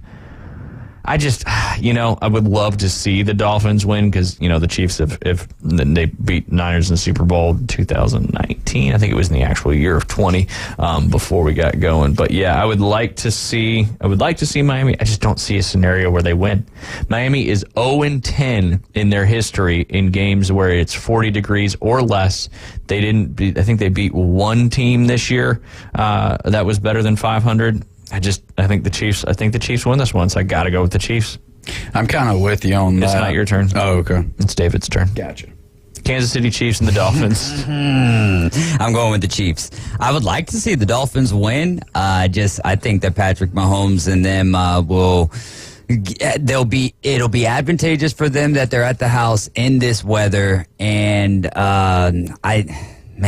I think the run games are going to be important. I like the style of Pacheco more so than I like the speedy style of A-Chain and Harvachan and Mostert. I would like to see Tua and the Dolphins pull this out. Tua's got to protect the ball here, and then what's the health going to be of Tyreek Hill, right? Don't we think that ankle is going to be harder to manage in frigid temperatures? So I'll be rooting for the Dolphins, but my mind says that the Chiefs win, and I'll keep it with a 20 to 13 Kansas City Chiefs. Ooh, I like it. I do. The run game is going to be very important in this one, that's for sure. I heard somebody say Pacheco runs like he'd put on he's at a Foot Locker or something and trying on a new pair of sneakers, and he runs like a kid who's got a new pair of sneakers on. Just quick feet, very bouncy, all that good stuff. Before, Jay, you make your pick, this would be an opportunity to sit in a really, really good seat for a really, really good price. Now, you're going to freeze your absolute keister off, but you can sit at the 50-yard line, only about 12 rows up for $230 a ticket. That's row 8 at the 50-yard line. That may seem like a lot, but if this game is 40 degrees, that ticket's probably $1,800 to $1,900. You may be getting some heat off of the players right there with the heaters. You may. Yeah, you may. That's for sure. I think the get-in price for the game is like $44. Just unheard of for an NFL game. No Even kidding. in the upper deck, not to mention a playoff game. But it's going to be 0 degrees with a potential negative 30 wind chill. So, All right, Jay, who are you taking in this one? I've done my homework on Miami Dolphins, and if you look through, What was the homework? What was the assignment? Well, they lost to the Ravens up in Baltimore. I don't think the weather was all that great up there, but it wasn't 0. It wasn't 0, but they lost 56-19. Through the month of December, they played in Miami. They played south. They haven't played in this kind of weather, all year long. And Kansas City's played in some of this weather already, not this extreme. I think Kansas City wins 9-6. Ooh, I like it. Yeah, 9-6. I like it. The old Chiefarinos in that one. Yeah, they've beaten one team this year that's over 500, and in their history, like I said, they are 0-10 in games that the temperature is below 40 degrees. So, when you're used to playing in South Florida, it's tough to go. That's why, had they beat the Ravens, they would have been hosting the Buffalo Bills down there in South Florida. But, all right, next game. Speaking of those Buffalo Bills, you got the Steelers and the Bills. David's got to go first on this one. Bills. There you go. Easy peasy. No explanation needed. Hottest team in I think one of the hottest teams going into the playoffs. And like how I've been so big on the Ravens. One of the things on Wednesday we had Kyle on, and he was talking about how one of the things that I hate in sports is these bye weeks, right? And so for the Ravens, this isn't just one bye week because they didn't play their starters last week. They're not going to be playing their starters this week because they're on a bye week. So by that, I think that the Buffalo Bills are the hottest team going into the playoffs right now, and I don't think the Steelers have a shot. There you go.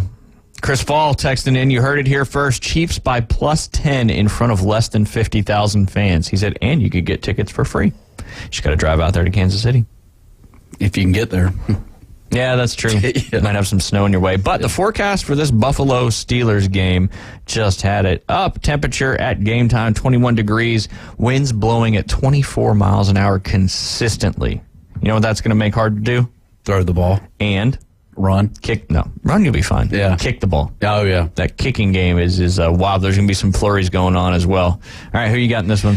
If Josh Allen can not throw 2 interceptions, I think the Bills win. No, there's going to be picks in this game. Yeah. And fumbles. Yeah. And all sorts of stuff. But I still like my Bills, beating the Steelers. My Bills.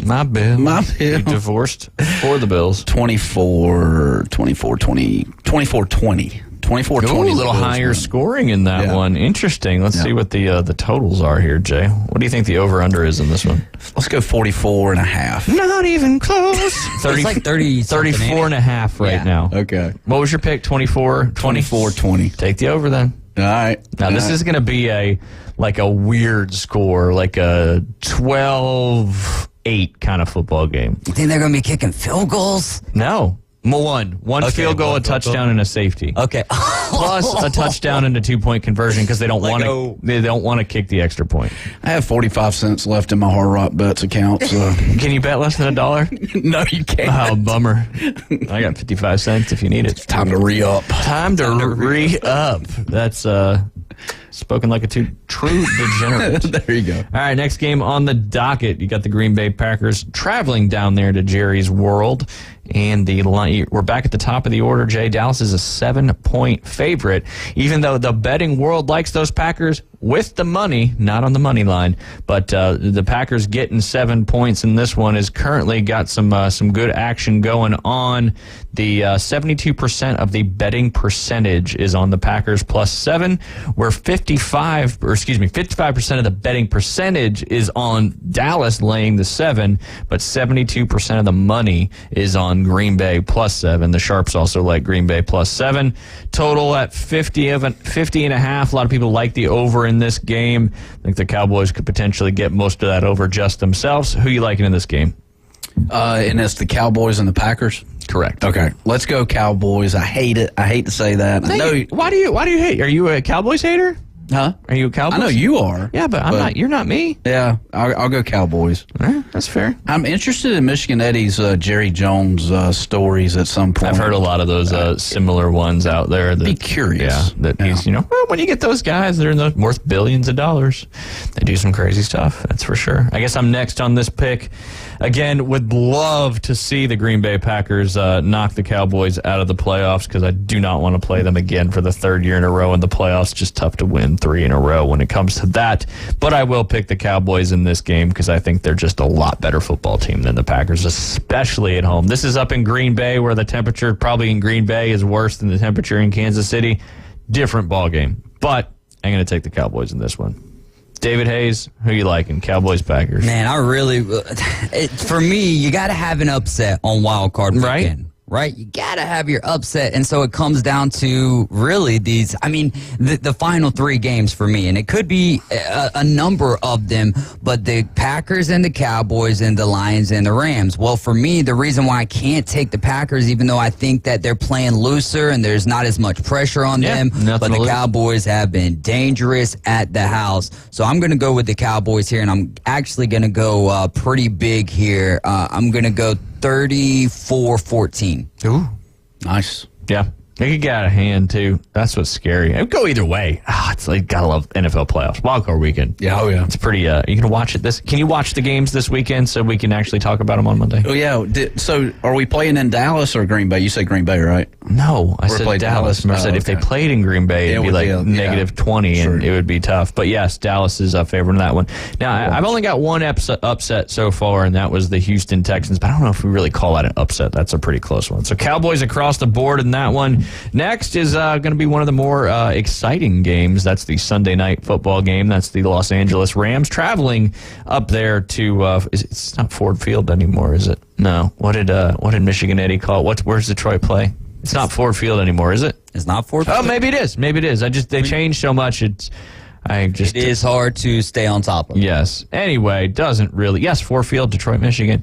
The Rams are a 3-point underdog, Jay Henley. It is ironic the Rams are going to Ford Field. Oh, nice. Nice. Yes. Yeah. The Dodge, the old Ramsey there. All right. 72% of the betting percentage is on the Rams +3. 90% of the betting money is also on the Rams +3. I think the betting world really, there's some teasers out there with Dallas and the Rams. And if either one of those teams lose, Vegas is going to win some serious money in that one. But yeah, what do you my turn. My turn. I'm gonna. I've said this before. I want Detroit to win because I do not want to play the Rams in the divisional round of the playoffs. But I think the Rams are gonna sneak and upset this one. Sorry, Michigan Eddie. I gotta pick an upset, and I have a feeling that Mr. Hayes is probably gonna pick a similar upset. But because he is up next here on this Rams and Detroit game, over under total in that one. Where'd it go? That didn't matter. 51.5. Oh, man. I'm going to pick the Rams here. This is going to be my upset pick of the week, and I'm sure that I'm not alone in this. Yeah, I picked the Rams, too. Right. A lot of people taking the Rams in this game. I'm obviously 90% of the betting money is on the Rams +3. Not money line, Rams +3, which is pretty close to the money line. Which could change things. But Definitely, it's kind of like the Dolphins and Chiefs, where I'm absolutely rooting for the Lions. I'll be rooting for the Lions and the Browns to make it to the Super Bowl. Yeah. Give me something different here. But I think Aaron Donald is got a point to prove, and those Rams are going to be playing for, to some extent, for Matt Stafford in Detroit for his homecoming. Yeah, and I like what Michigan Eddie said about that. Stafford's coming home. He'd probably like nothing more than to come out of there with a dub. But, I said 90% of the money is on the Rams plus 3. 91% of the money is on the Rams money line at plus 140. Not that means it's just a betting population there. I'll go Rams 24-20. Rams 24-20. It's going to be a fun football game. Yes, it is. I watched Brady Bunch as a kid, and, I know Stafford's got a bunch of kids that he's got to feed, and the price of food is way up there. So I don't know if he's got an incentive to potentially win the Super Bowl. Probably. But, they usually do. I think he goes to Detroit, and they win. They win huge. I think they go 35. Yeah, I think it's 35-14. Woo! Yeah. Wild. Hey. Never know. All three of us taking the Rams in that one. All right, perfect timing. We got about 4 minutes left in this segment before we got Aaron Bearden joining us at 12:20 from Instant Replay Sports Cards. The last wild card game of the weekend, the Monday night football game. The Philadelphia Eagles traveling down there to Raymond James Stadium to take on the division-winning Tampa Bay Buccaneers. Fun fact, Jalen Hurts has not thrown a football since injuring his finger in the Giants game in Week 18. Has not thrown a football, but he's thrown a lot of footballs in his day, though. Right now, 63% of the money is on the Philadelphia Eagles minus 3. Money line's about 50-50, over-under total in that one, 43.5. A little bit lower total down there in Tampa. The under coming in at 96% of the money in that one. David Hayes got to go first on I went first on the last one, right, with the Rams. Yeah, okay. David Hayes, Philadelphia Eagles, Tampa Bay Buccaneers. I think this is one of the harder games to pick a winner in this week. It is because, the Eagles have been showing us a side of them that we haven't seen in the last 2 years, and it's not just something that reared its ugly head. It's something that it's like a turtle, right? The head has been coming out of the shell slowly, and we're all like, nah, this ain't them, though. This ain't them. We're going to see a full 60 minutes, all that, and we just haven't got it. Whereas on the flip side of that, the ante of that is the Buccaneers, who played the Panthers last week, which is by far the worst team in the NFL, right? And they beat them by way of 3 field goals. Now, the season that Baker Mayfield and the Tampa Bay Buccaneers have had this year has been unbelievable inconsistent, yes, but still unbelievable because, like Jay said, when nobody expected it. Right, like we had the Buccaneers as one of the lower teams. Like, I didn't expect them to win the NFC South. I thought the replacement of Tom Brady, like much in the same way with Alabama replacing Saban, was going to be too much, and he came in and he did a great job. So that is, there's something to be said for that. However, I just think that there's more talent on the Philadelphia Eagles here. So I think that talent prevails in this game. I don't know what the next round will look like for the Eagles, but in this game down there in Tampa, I like the Eagles. And what's the over-under on that one? What did I say? 43.5, I think. 43.5. So let's go Eagles 17. We'll go 17-10.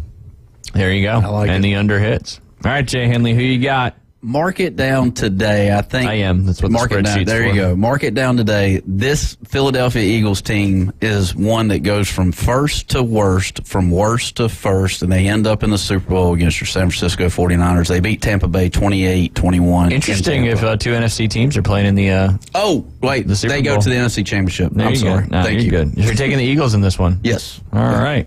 I am going to go differently for 2 reasons. One, because I think the Bucs are going to win this game, and 2, I need to catch up a little bit on David. So I think the Bucs just, play a more complete football. Both teams not playing great football going into this game. That's why I think it's one of the harder to pick of the week. That's for sure. But, Baker Mayfield puts the team on his back, and the Eagles defense has not been slowing down the pass very well. And I think that the Bucs go ahead and win this one in a close one, 24-21 kind of football game in that one. And we'll pick our last 4 games, which aren't NFL games, 2 hockey, 2 NBA. in the final segment. We'll do your tip of the week. We'll pick those games, all that good stuff. Because next up, we got Aaron Bearden from Instant Replay Sports Cards, and they got a big night coming up tomorrow. You're listening to The Inside Drive live here on ESPN Northwest Florida. We will be right back. ESPN Northwest Florida. The afternoon underdogs. When it comes to leaders, you have different types of leaders. You have the guys who just lead by action. They're not really saying a whole lot. They're just going out there and doing it. And there's other guys who gravitate to that type of work ethic. And then you have your other guys who are vocal leaders. And they can get those inspiring speeches. 4 to 6 weekdays. 104.3 ESPN Northwest Florida. Good afternoon. This is Joanna on ESPN Northwest Florida with Friday's weather forecast. Possible thunderstorms and mostly cloudy the rest of the day with temps near 69 and a wind 20 to 25 miles per hour. Partly cloudy skies tonight, a moderate breeze and a temperature of 42. Colder tomorrow around 55 with some sun and a wind around 9 miles per hour out of the north-northwest. Warm with a high around 59 and sunny Sunday. This forecast is sponsored by Mid-South Lumber, the best little lumber yard in Panama City. Thank you for keeping that dial on ESPN Northwest Florida. Rely on it. Hello, this is Rick Vossen with RV of Panama City, your local Stormore portable building dealer, located at 2241 East Baldwin Road. Shopping for a garage, portable building, cabin? We build them anywhere from 8 to 16 foot wide, 10 feet to 60 feet long. We can do insulation, electricity, transom dormers, thermal windows. Come, let's customize a building together. Rick Vossen, Stormore Portable Building Dealer, Panama City. Los Rancheros has been doing it right for 20 years. Los Rancheros brings a top-shelf dining experience to you with the opening of their beautiful new building. Watch all college and pro games on Los Rancheros' 14 large-screen TVs with great drink specials daily from 2 to 5 and during all the games. Los Rancheros, the place for live sports and great food on 23rd Street between Jenks and Harrison. The only place to get sports betting coverage on the radio. Is this legal? Broadcasting from the Bill Kramer Chevrolet Buick GMC and Kramer Marine Outdoor Studios. It's the Inside Drive with Brian Mulvey on ESPN Northwest Florida. And welcome back. You're listening to The Inside Drive live here on ESPN Northwest Florida. Quick shout out to Hazel Bennett, Jay's grandma. Yep, listening up there from Adel, Georgia. Adel, not Adele. Adel. That is where the it's like DeWalt and Dewars. Sorry, Beth, if you're listening. The Pike Creek Turf Nursery is there in I knew Adel. Adele. Yep. Is it Adel? All you Northerners say Adele, and it's Adel. It's Adel. That's it. No, it's Adel. Well, if everybody from Adel calls it Adel, it's got to be Adel, right? That's right. But I love my grandmother, and thank you for watching my grandmother. So you call her grandma? Does she have Granny? Granny. That's her name. Yep. So I feel like Granny's not as used as much anymore. Yeah. One of mine was a Granny. Yeah. Yeah. But it's Friday. It is. And you know what that means? Who we got? We got Aaron Bearden from Instant Replay Sports Cards down there in the Stanford Station Shopping Plaza right next to Academy Sports and Outdoors and Sweet Frog Creamery. And they have a huge day coming up tomorrow. It's the first RIP night of 2023. Aaron, how are you doing today? Hey, fantastic. How's it going, guys? We're doing good. Getting ready for Wild Card Weekend coming up. Big weekend in the NFL. And a lot of the awards will probably be coming out here pretty soon, too, which may make the value of some of those cards that you may have picked up a little more valuable here soon. But tell everybody about I know we talked about it last week, but it was a little ways away. Now here we are on the doorstep of your first RIP night in 2024. Yeah, RIP Night is a once-a-month event that we have. It was originally sponsored by Topps, and we just kind of ran with it. They did it one time, and we just said, hey, let's make it monthly. So we do it on Saturday evenings, starts at 5 o'clock, and it's really a chance to kind of put the fun back into the hobby without, needing to be a huge spender or anything like that. And so we do games. We do like pack wars where you come in, everybody buys a particular pack for $2 or $3. We call out something we're looking for, and everybody opens their pack, and we'll say we're looking for, the tallest player, the highest card number, the youngest player, something like that. Everybody goes to their pack, whoever's got that wins a prize, and then they get to call out the next round. What are we going to look for? Whose pack has the most guys in a blue jersey, or anything like that. So it's a fun way to just enjoy cards without worrying about like, oh, I spent $400 on this box. I got to get a really good card out, or else I'm I don't eat this week. That sort of thing. Yeah, definitely. Another awesome opportunity that you guys are doing. I bet it's from 5 to 8 p.m.? 5 to 8. Yeah, we do a lot of giveaways. We'll do probably a couple of breaks during that as well, because we have our Saturday breaks at noon. And usually if there's something that's on the verge of breaking, maybe one spot doesn't fill or something, we'll hold it over to Rip Night and let everybody who's there get to see what a break looks like in person. And sometimes, like if there's one spot left, we'll give that spot away as one of the prizes for Rip Night. There you go. There you go. And I've been following y'all's Facebook page, which is a great place to get some of the new information that you guys have got going on. But a lot of new arrivals and restocks, both there from baseball and football. Talk a little bit about some of those new hobby boxes that you're coming back in or new coming in. Sure. You had a lot of stuff came in this week. A lot of baseball product that was previously not available to us. Of course, a lot of people are aware Topps was purchased last year by Fanatics, and Fanatics has changed some things up, and one of those is, testing the water with offering us some things that previously you could only get like on their website. So, for example, this week, Topps Chrome Sapphire. This is the first time they've ever offered it to us. Prior to that, if you wanted Sapphire, you just had to go to Topps website and pay their price, and plus shipping and all that, and wait a few days. Now you can come right here to Instant Replay and get the Sapphire, same boxes you'd be buying on their website. New football as well, Prism football. In fact, a couple of new iterations of Prism football came out today. We've got some jumbo packs. We've got some retail. We got no huddle. A lot of different ways if you don't want to buy the full hobby box to still enjoy Prism football, which is one of the big marquee releases of the year in football collecting. Yeah, I saw too the new version of the Alabama box has come out, and you guys got that in stock too, right?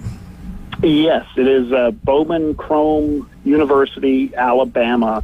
They are, hopefully testing to see how the market is for some of these specific colleges having their own product. Prior to this, like Bowman Chrome University football, it's just, a mix of all the players, all the top players in the country. This is just 2023 Alabama football.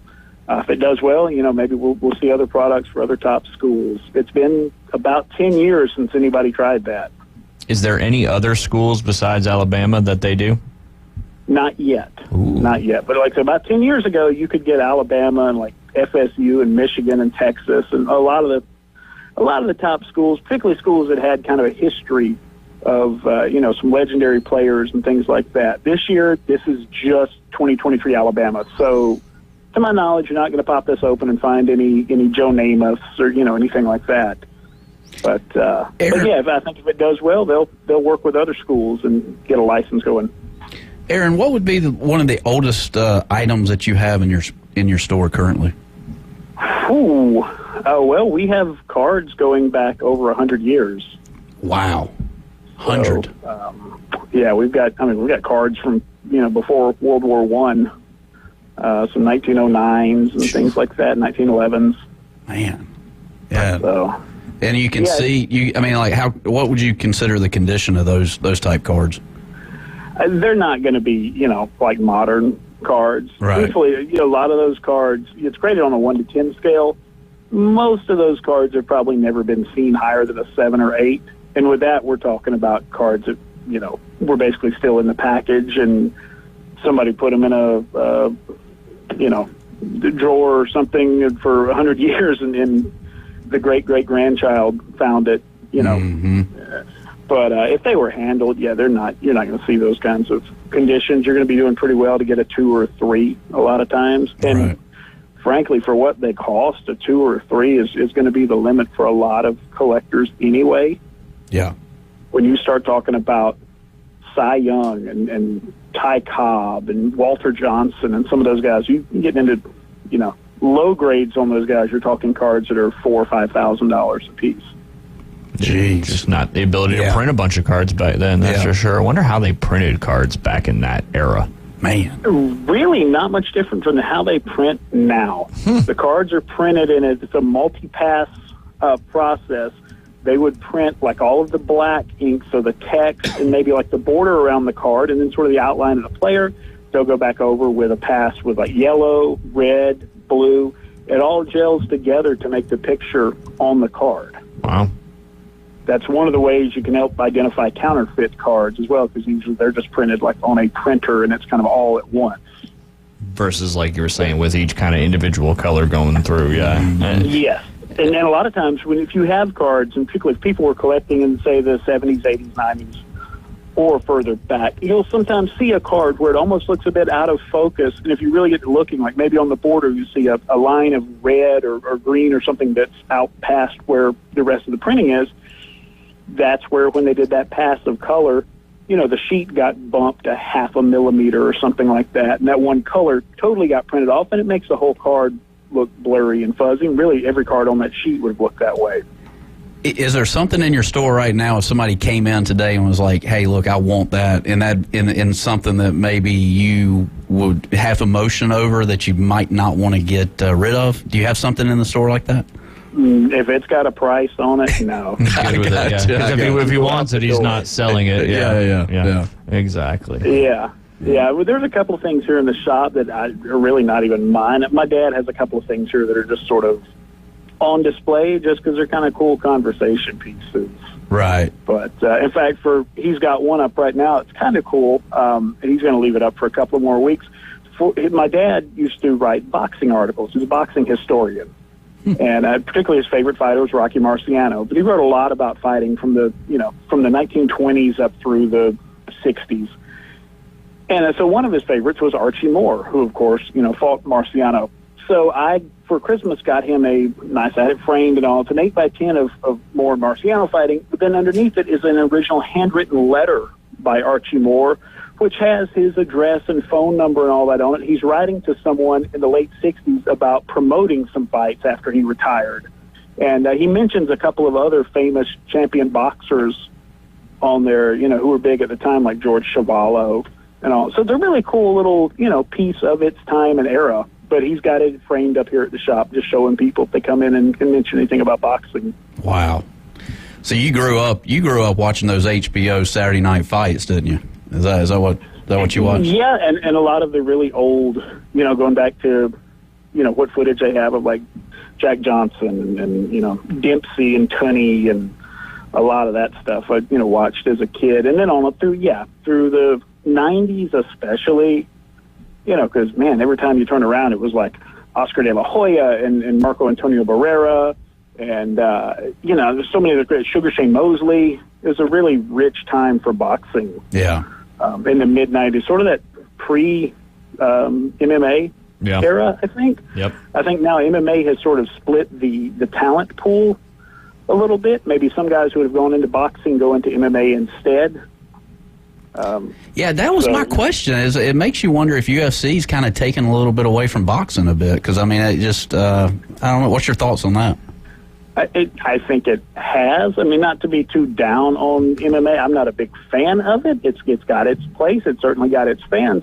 I think we have conditioned to kind of, for lack of a better term, sort of an MTV culture, sort of that instant, our action movies are like so over the top, fast paced and all that.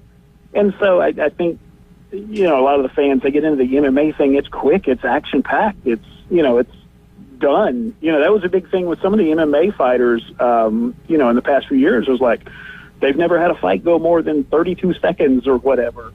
Right. Whereas I think a lot of your boxing fans, hey, Mike Tyson drew in a lot of casual fans, but a lot of your boxing fans were in it because they wanted to see, Sugar Ray Leonard and Hagler and Hearns and those guys actually do their art, their boxing. And they understood, it's not going to end in the first round. They want it to go on for a little bit. Yeah, much more technical and, understanding the actual game or sport of boxing more so than just knocking people out. Yeah, not that the MMA thing it's inferior or anything like that. It's just it's a different type of sport. It's a different way of enjoying combat sports. So, I mean, there are people that would watch like the baseball, the home run derby, the All-Star game. I know people who watch that who don't watch baseball because to them that's like it's sort of just getting right to the kind of action that they like. Mm-hmm. They don't want to watch a 9-inning baseball game. But you have a lot of baseball fans that don't watch the home run derby because they want to see the game and the strategy. So it's just two different ways of kind of enjoying the skills, I guess. You could compare it, Jay, to PGA Tour and Live. Were you thinking that? You took the words right out of my mouth. There you go. Kind of same thing. Yeah. Kind of how the sports world has gone in the last 15, 20 years or so. Aaron, speaking of boxing, do you have any cool boxing memorabilia in there? I know you're talking about the articles your dad wrote and all that stuff, but what are some? Because there's a lot of people that are big-time boxing fans and collectors.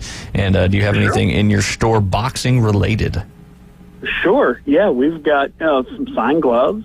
Some pretty cool ones, like there's a Roy Jones, actually a golden boxing glove with the dates that he was Golden Gloves champion inscribed on it. Nice. There's Muhammad Ali signed glove. We got some champion level boxers in there. I had a Tyson, and right before Christmas, somebody bought the Tyson. It was also a Gold Glove, and he wrote his whatever Tyson's like 1984 Gold Glove champion or something like that. So yeah, we do keep boxing stuff on hand. No, that's mostly, out of a personal interest more than anything else. It's not that, after like baseball, football, basketball, hockey, it's not that boxing is the next big sell or anything. It's more of just something that we're kind of personally interested in. Yeah, and especially with your dad, writing about it for so long, it's kind of, grown up with your family, which is really cool. That is for sure. Obviously, Rip, go ahead. And I was going to say, and then there's like autograph cards of other sports stars as well. There's stuff in the shop from like, Tony Hawk and Maria Sharapova and, a lot of other sports figures beyond just sort of the traditional American team sports that you would think of with collecting. Well, and that's what's really cool about Instant Replay is it's not only just, card, and all that good stuff, but the memorabilia you have. There's nowhere else around here that's got that kind of selection. And like you said, not just those main American sports that everybody just immediately thinks about. You've got a lot of other cool outside of that in your store, which is really unique, and people are always looking for that kind of stuff, that's for sure. I know Rip Night coming up tomorrow, but Kids Club on for tonight like usual? Kids Club, yeah, we're keeping an eye on the weather. I don't want anybody to be out if it's bad, but we will be here. The last I heard, by 4 or 5 o'clock, they're saying we're in the clear. I hope so. But we will be here. Hey, take a look outside. If it looks clear, if you want to come down to Kids Club, we're here for you. If it's still a little bit ugly outside, hey, I get it. We'll be here next week. I can imagine trying to get kids out, bad weather and all that. Yeah, definitely. But if you can't make it out tonight. Yeah. And if you can't get here tonight, tomorrow night, Rip Night. That's it. Huge thing. It's only once a month. It's a whole family-friendly thing. We get people that collect that bring their wives and kids or, whoever's to it because anybody can get in on it and win. You don't have to know card collecting. You don't have to know, hey, this is a rare short print. All you got to look on the back and go, hey, I got a guy that's 6'10". I win this round. And it's kind of cool. It's fun. We have refreshments provided. Buffalo Rock is hooking us up. So we got all kind of fun stuff going on tomorrow night. Definitely come check it out. Aaron, circling back around to the beginning of the show, what's your favorite pizza and what do you like on your pizza? Favorite pizza? In the past couple of years, I had never given this. I actually thought this was like sacrilege at one point. But first of all, the thin crust. I thought that was just totally wrong. I thought it was awful. I had a little health thing a couple of years ago, and I was like, not diabetic, but I was like, I need to cut back on some sugar and just kind of see what's going on. So the thin crust is like a fraction of the sugar of the regular stuff. Hey, you know what? I get it now. It's not too bad, and if it's better for your health and all that, go for it. As far as toppings, not a pineapple fan. I'll say that. Yeah. What about anchovies? No, not really. But I'm also not a, what do they call them? The banana pepperoncini, whatever. Yeah. Yeah. So, yeah, meat, pepperoni, sausage, whatever. If it's a meat, let's go with that. Most any vegetable. I'm not a huge pizza person, to be honest with you. Mm-hmm. So, Usually, if I'm somewhere and they're having pizza, I can be sociable. Somebody else can eat it, I can eat it. Yeah. We started the show. Somehow we got onto a tangent about pizza, and then people were calling in, letting us know about different things, and that's certainly a interesting topic. But Kids Club coming up tonight. Normal Saturday breaks at noon tomorrow, followed by Rip Night tomorrow night from 5 to 8 p.m. All that right there at Instant Replay Sports Cards. Aaron, before we go, tell everybody where you're located. It's 752 West 23rd Street in the Sanford Station by Academy Sports. We are right next door to Sweet Frog. Everybody knows where the Sweet Frog is. That's us right next to them. There you go. Come down 7 days a week. We're here. Check us out on InstantReplaySportsCards.com. Absolutely. Aaron, we appreciate you as always, and good luck with all the events, and have a good Rip Night tomorrow night. You guys do the thing. Take care. Talk to you all later. All right. We'll be back with our final segment of this week, this Friday, January 12th. You're listening to The Inside Drive. We'll be right back. The next evolution in sports talk radio. We're back! On 104.3 ESPN Northwest Florida. The Afternoon Underdog. Hello. The only live afternoon show in Panama City where you can win fantastic prizes from amazing local businesses every day. That's right. 4 to 6 weekdays. The Afternoon Underdogs. It's mayhem. ESPN Northwest Florida. Hey folks, Chris Kramer with Bill Kramer GM. And the best place to listen to the Inside Drive with Ryan Mulvey is inside a brand new vehicle from Bill Kramer GM. And I want you to know we've got 10 times the amount of inventory on the ground as we did this time last year, and darn near all of them are discounted. So shop us online at BillKramerGM.com or visit us the corner of Frankfurt and 23rd. We'll make it easy and take great care of you. With over 65 years of combined experience, Instant Replay Sports Cards is happy to help you take your collection to the next level. They carry all the new hobby boxes, signed memorabilia, and supplies. New and vintage cards and Pokemon. They sell and trade cards and are always looking to buy. They're an authorized source for Topps, Panini, Upper Deck, and Leaf cards. Instant Replay Sports Cards is open 7 days a week at 752 West 23rd Street, down from Academy Sports. It can always be reached at InstantReplaySportsCards.com. Attention homeowners, are you dreaming of a backyard oasis? Look no further than S&R Fencing, your go-to destination for quality outdoor transformations. At S&R, they specialize in crafting custom fences, decks, retainer walls, and all exterior construction that not only enhances the beauty of your home, but also stands the test of time. Their experienced team takes pride in delivering top-notch craftsmanship with a personal touch. S&R Fencing, locally owned, licensed, and insured, and a member of the BBB. You hear it first. Sports talk right now. Back to the Inside Drive with Ryan Mulvey. I know it seems a bit overwhelming at first. Broadcasting from the Bill Kramer Chevrolet, Buick, GMC, and Kramer Marine Outdoor Studios. Something makes me think you'll get used to it. On ESPN Northwest Florida. And welcome back. It's our final segment of this second week in January. Looks like the earlier part of the line is dissipating a little bit as it gets closer here to the Panama City Beach area. The main part right there over Pensacola. Hopefully it keeps dissipating because we could use a little break, I think. I agree with that. Wind's probably going to pick up after that line goes in. That's usually goes through. That's usually how it works with those pressure systems. Jay. My Devils lost last night, David's Tampa Bay Lightning. Wow. In overtime, though, so we got a point. Okay. But that goal given up by Vitek Vanacek in overtime was not so great. I think it was right underneath the arm, the glove hand, because he is a right-hander. And you don't have the boy band guy playing, right? Yeah, Jack Hughes is Jack out. Hughes. Yeah. Why's he got to be a boy band guy? He just looks like a boy band. What do you got against a boy band? No, I don't.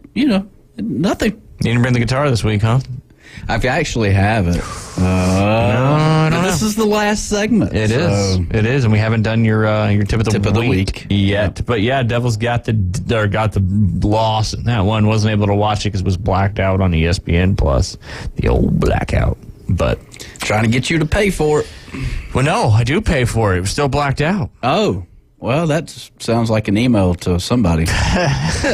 Keyboard warrior. I deal with enough of those. I don't need to be one myself. That is for sure. That is for sure. I'm with you. But yeah, and I guess because it's a Florida game or whatever, and whatever national TV it's on is not carried by YouTube TV. So. Gotcha.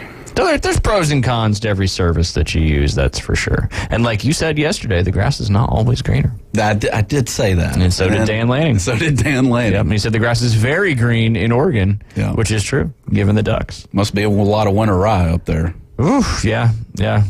Or just a different, yeah. They don't overseed because they're always not that warm. Right. But that's a whole nother topic for a whole nother day.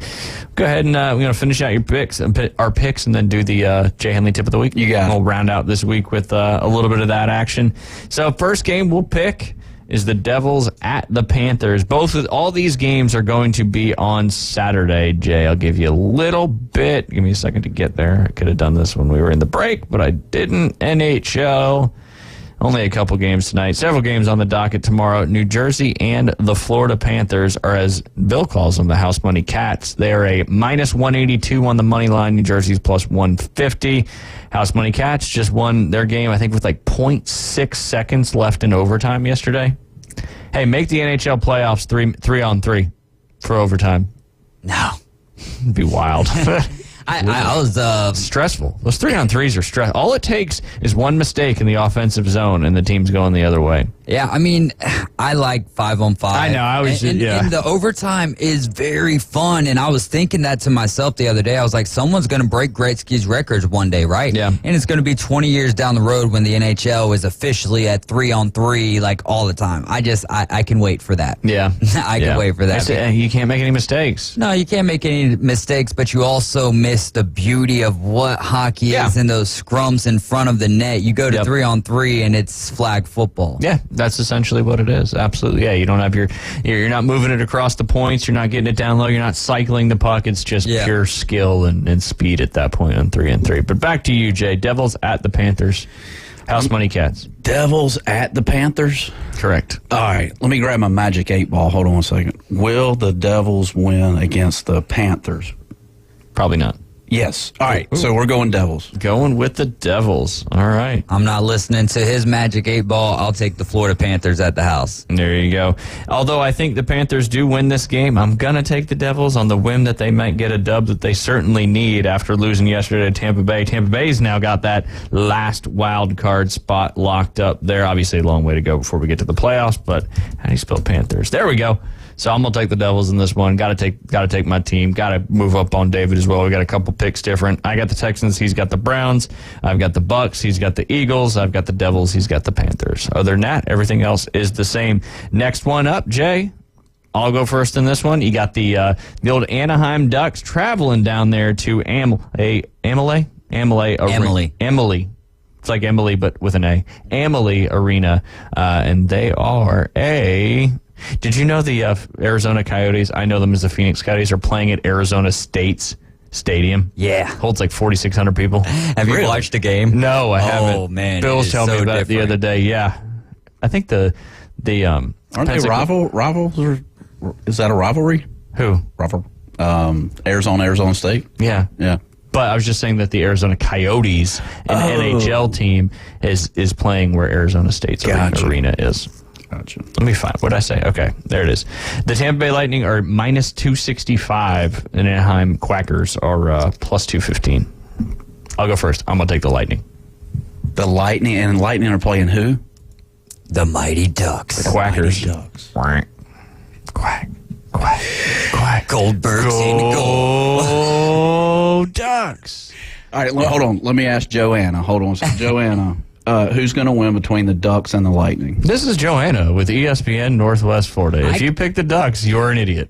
I can't tell you nothing about hockey, but the weather looks good. Joanna said the Ducks. I'm going the Ducks. Wow.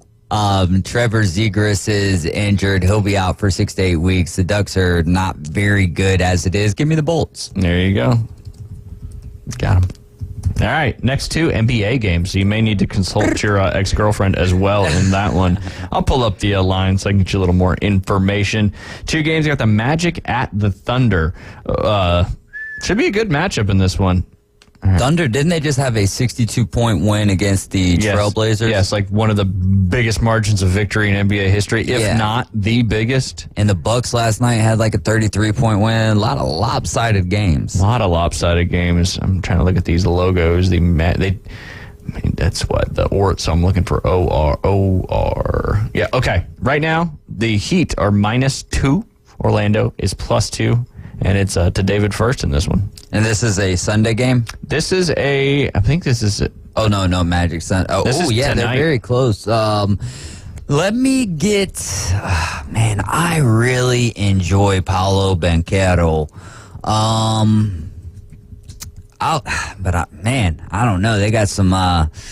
Shai Gilgeous-Alexander over there with the Thunder. Give me the home team. I'll take OKC. Going with the OKC. Jay Henley, who you got? Chet Holmgren is 7'1". Bobo is 7'3" with the Orlando Magic. Got to go with the tallest guy, Bobo, with the Magic. So the Magic beats the Going Thunder. with the Magic. Love it. Speaking of Chet Holmgren, Doc A talks about him all the time. Doc texted me yesterday. So he was inducted into the Sports Writers Hall of Fame. Doc was? Yeah. Awesome stuff. Yeah, really? Yeah. So we'll have to obviously talk about that on Tuesday. But let me confirm that. That's kind of cool. He said, I just got inducted. Oh, the Fantasy Sports Writers Hall of Fame. Still, that's a Hall of Fame. Yeah. Wow. Hanging banners over there, Doc A, while he's playing Golden Tee. You need to have a removable one that you can put up behind you anytime that he's on or whatever, Hall of Fame or Doc A. We'll just have to add it, yeah. We all hanging around some heavy hitters, man. Yes, sir. Hanging around you. That's all that matters. All right. Thunder, Magic. I'm going to go Magic as well, just to pick opposite of David in that one. Maybe I'll sneak. I'll either be down by more or close the gap. You're taking who? The Magic. Okay. Yep. Not Chet, which is a great name, by the way, Chet Holmgren. Yeah, it is. Sounds like somebody from your hometown. Yes, it We're from Georgia, class of 98. Yep. Last but not least, before we get to your tip of the week in our last few minutes of the week, is the Pelicans at the Mavericks. The Pelicans just bowled over another lopsided game. They bowled over the Golden State Warriors last night, if I'm remembering correctly. Oh, yeah, by 40 points or something like that. Something like that. Mm-hmm. Mavs are the Patriots of the basketball. Or not the Mavs. The Warriors are moving into that era of the Patriots after they stopped being a dynasty. Who goes first in this one? I went first on that last one. Then Jay does. Back to the top of the order. Yikes. I'll go with New Orleans since they're coming fresh off that huge win. That's all I got to say about that. Yeah. Thanks, Forrest. Pelicans. I'm going to go with the Pelicans as well. Yeah. A lot of Pelicans flying around catching fish. It's the old Charlotte Hornets team, right? Yeah, no. Charlotte's. They were the Bobcats, and then, came over to New Orleans. They were the New Orleans Hornets for a little bit, changed over to the Pelicans. When they did that, then the Bobcats changed back over to the Hornets. Yeah. I lived in Charlotte for a while, and it was cool going to those games when I was a kid. Yeah. I was in the building with Steph a lot. Didn't even know it. There you go. That's cool, man. Dell. Yes, sir. Who you got? Let me get Pelicans are playing who? The Mavs. Mavs, that's in right. Dallas. And it's in Dallas. Oh, man. Give me Kyrie Irving and Luka Doncic and the Mavericks. Mavericks for David. So, depending on the hockey and basketball, this thing could be tied up or it could be more lopsided. We'll find out. All right, time to hit that sounder. What a way to end the week with your Jay Henley tip of the week. Better late than never, right? David, sounder. I tried to tee it up for you, but I know you're preparing for your own radio show too. Jay's golf tip of the week. All right, you got 4 minutes. I got 4 minutes. 4 minutos, senor. All right. So look, there's not a lot of mowing of the grass, I guess, if you will, with the winter months, or there's no weed eating. There's not a lot of weed eating, I wouldn't think. Well, it depends. There's some winter weeds that come out. Your poena. Yeah, it's true. But however, you can work on your golf swing working on what we call the weed eater. The weed eater. You may not be... Careful, you're connected with a wire. You may not be turning, if you will, in the golf swing. So if you practice your weed eater drill... I was wondering what you were doing earlier in the show. Doing the weed eater. You're turning your body. You're turning so you're cranking the weed eater. You're cranking the weed eater. What if I got an electric weed eater? Well, then you got a problem. Especially if the battery runs out. I hope you don't have an electric weed eater. I don't do a lot of... I have an edger that's got a little battery in it. Oh, gotcha. But I have a gas blower. You got to mix it, man. You got to mix that gas and the oil. Yeah, or your engine will seize up. You got that right. That's for sure. Yeah. But yeah, I mean. So you're cranking it. You're cranking that weed eater. You're cranking that lawnmower. Or the blower. Yep. Or the edger. Or the edger. Or the pole saw, whatever it may be. Whatever that you need to fire up with the old destroyer. That's a good point. There's a lot of fake turning going on in golf. I see it all the time. A lot of swaying, a lot of fake turning, a lot of people getting outside of their little action there. There you go. Yeah. So practice that weed eater drill in the living room. Yeah. Yeah. I like it. Just don't weed eat in the living room. Right. Some people may have to. Or may need to. Yeah, it depends on where your living room is, right? You may have actual turf in your living room. Like Caddyshack. Yes. Yes. Yeah. Much so like that. I haven't seen a lot of golfers lately. Golfers? Golfers. No, I meant to say moles. But I had golfer on the brain because you said Caddyshack. Did you know, we've only got 2 minutes, did you know that Top Gun 3 is in the works? Really? Yes, I saw something before the show, and it said they're starting to write the script now. A lot of the same characters.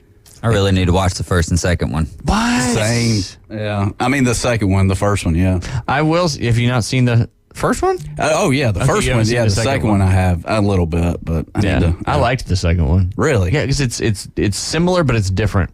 And I think they waited long enough in between the two. See, now they were so successful in that second one, they're trying to throw out a third one. Yeah. But we'll see what happens. A lot of these sequels, sometimes just don't do a sequel. I mean, Tom Cruise has aged pretty well. Yeah, I think he's like 162. Yeah, they got to get this third one out quick. I don't know. He's no. Won't go into any of that, that's for sure. But what's your final thoughts for this week, Jay? Well, it's Friday. What's the biggest surprise of the weekend? Man, biggest surprise of last weekend or this weekend? This weekend coming up. It's all a surprise. Well, yeah, but what will be the headline on Monday morning that you're going to report to us? You know what? How about the Packers potentially beating the Cowboys? So the headline is Green Bay gets Mike McCarthy fired after this weekend. There you go. The headline? Yeah. How about your headline? Green Bay packs the cheese. Brings it down to Dallas. Leaves the stinky cheese on the field. I don't know. That would be a good headline for you, even though you did pick the Cowboys. Yeah. No, I'd love to see him lose. That's for sure. Yeah. Headline of the week, we'll get to it on Monday. David, have a great show at 4 p.m. tonight. Everybody have a great weekend. Wild card weekend. You got to make the decision if you don't have Peacock, if you're going to pull the trigger to watch one of the coldest games in NFL history. Good luck to all your teams. Thank y'all for tuning in. Go get a pizza. Put whatever you want on it. It's your choice, not ours. You're listening to The Inside Drive. We'll be back on Monday.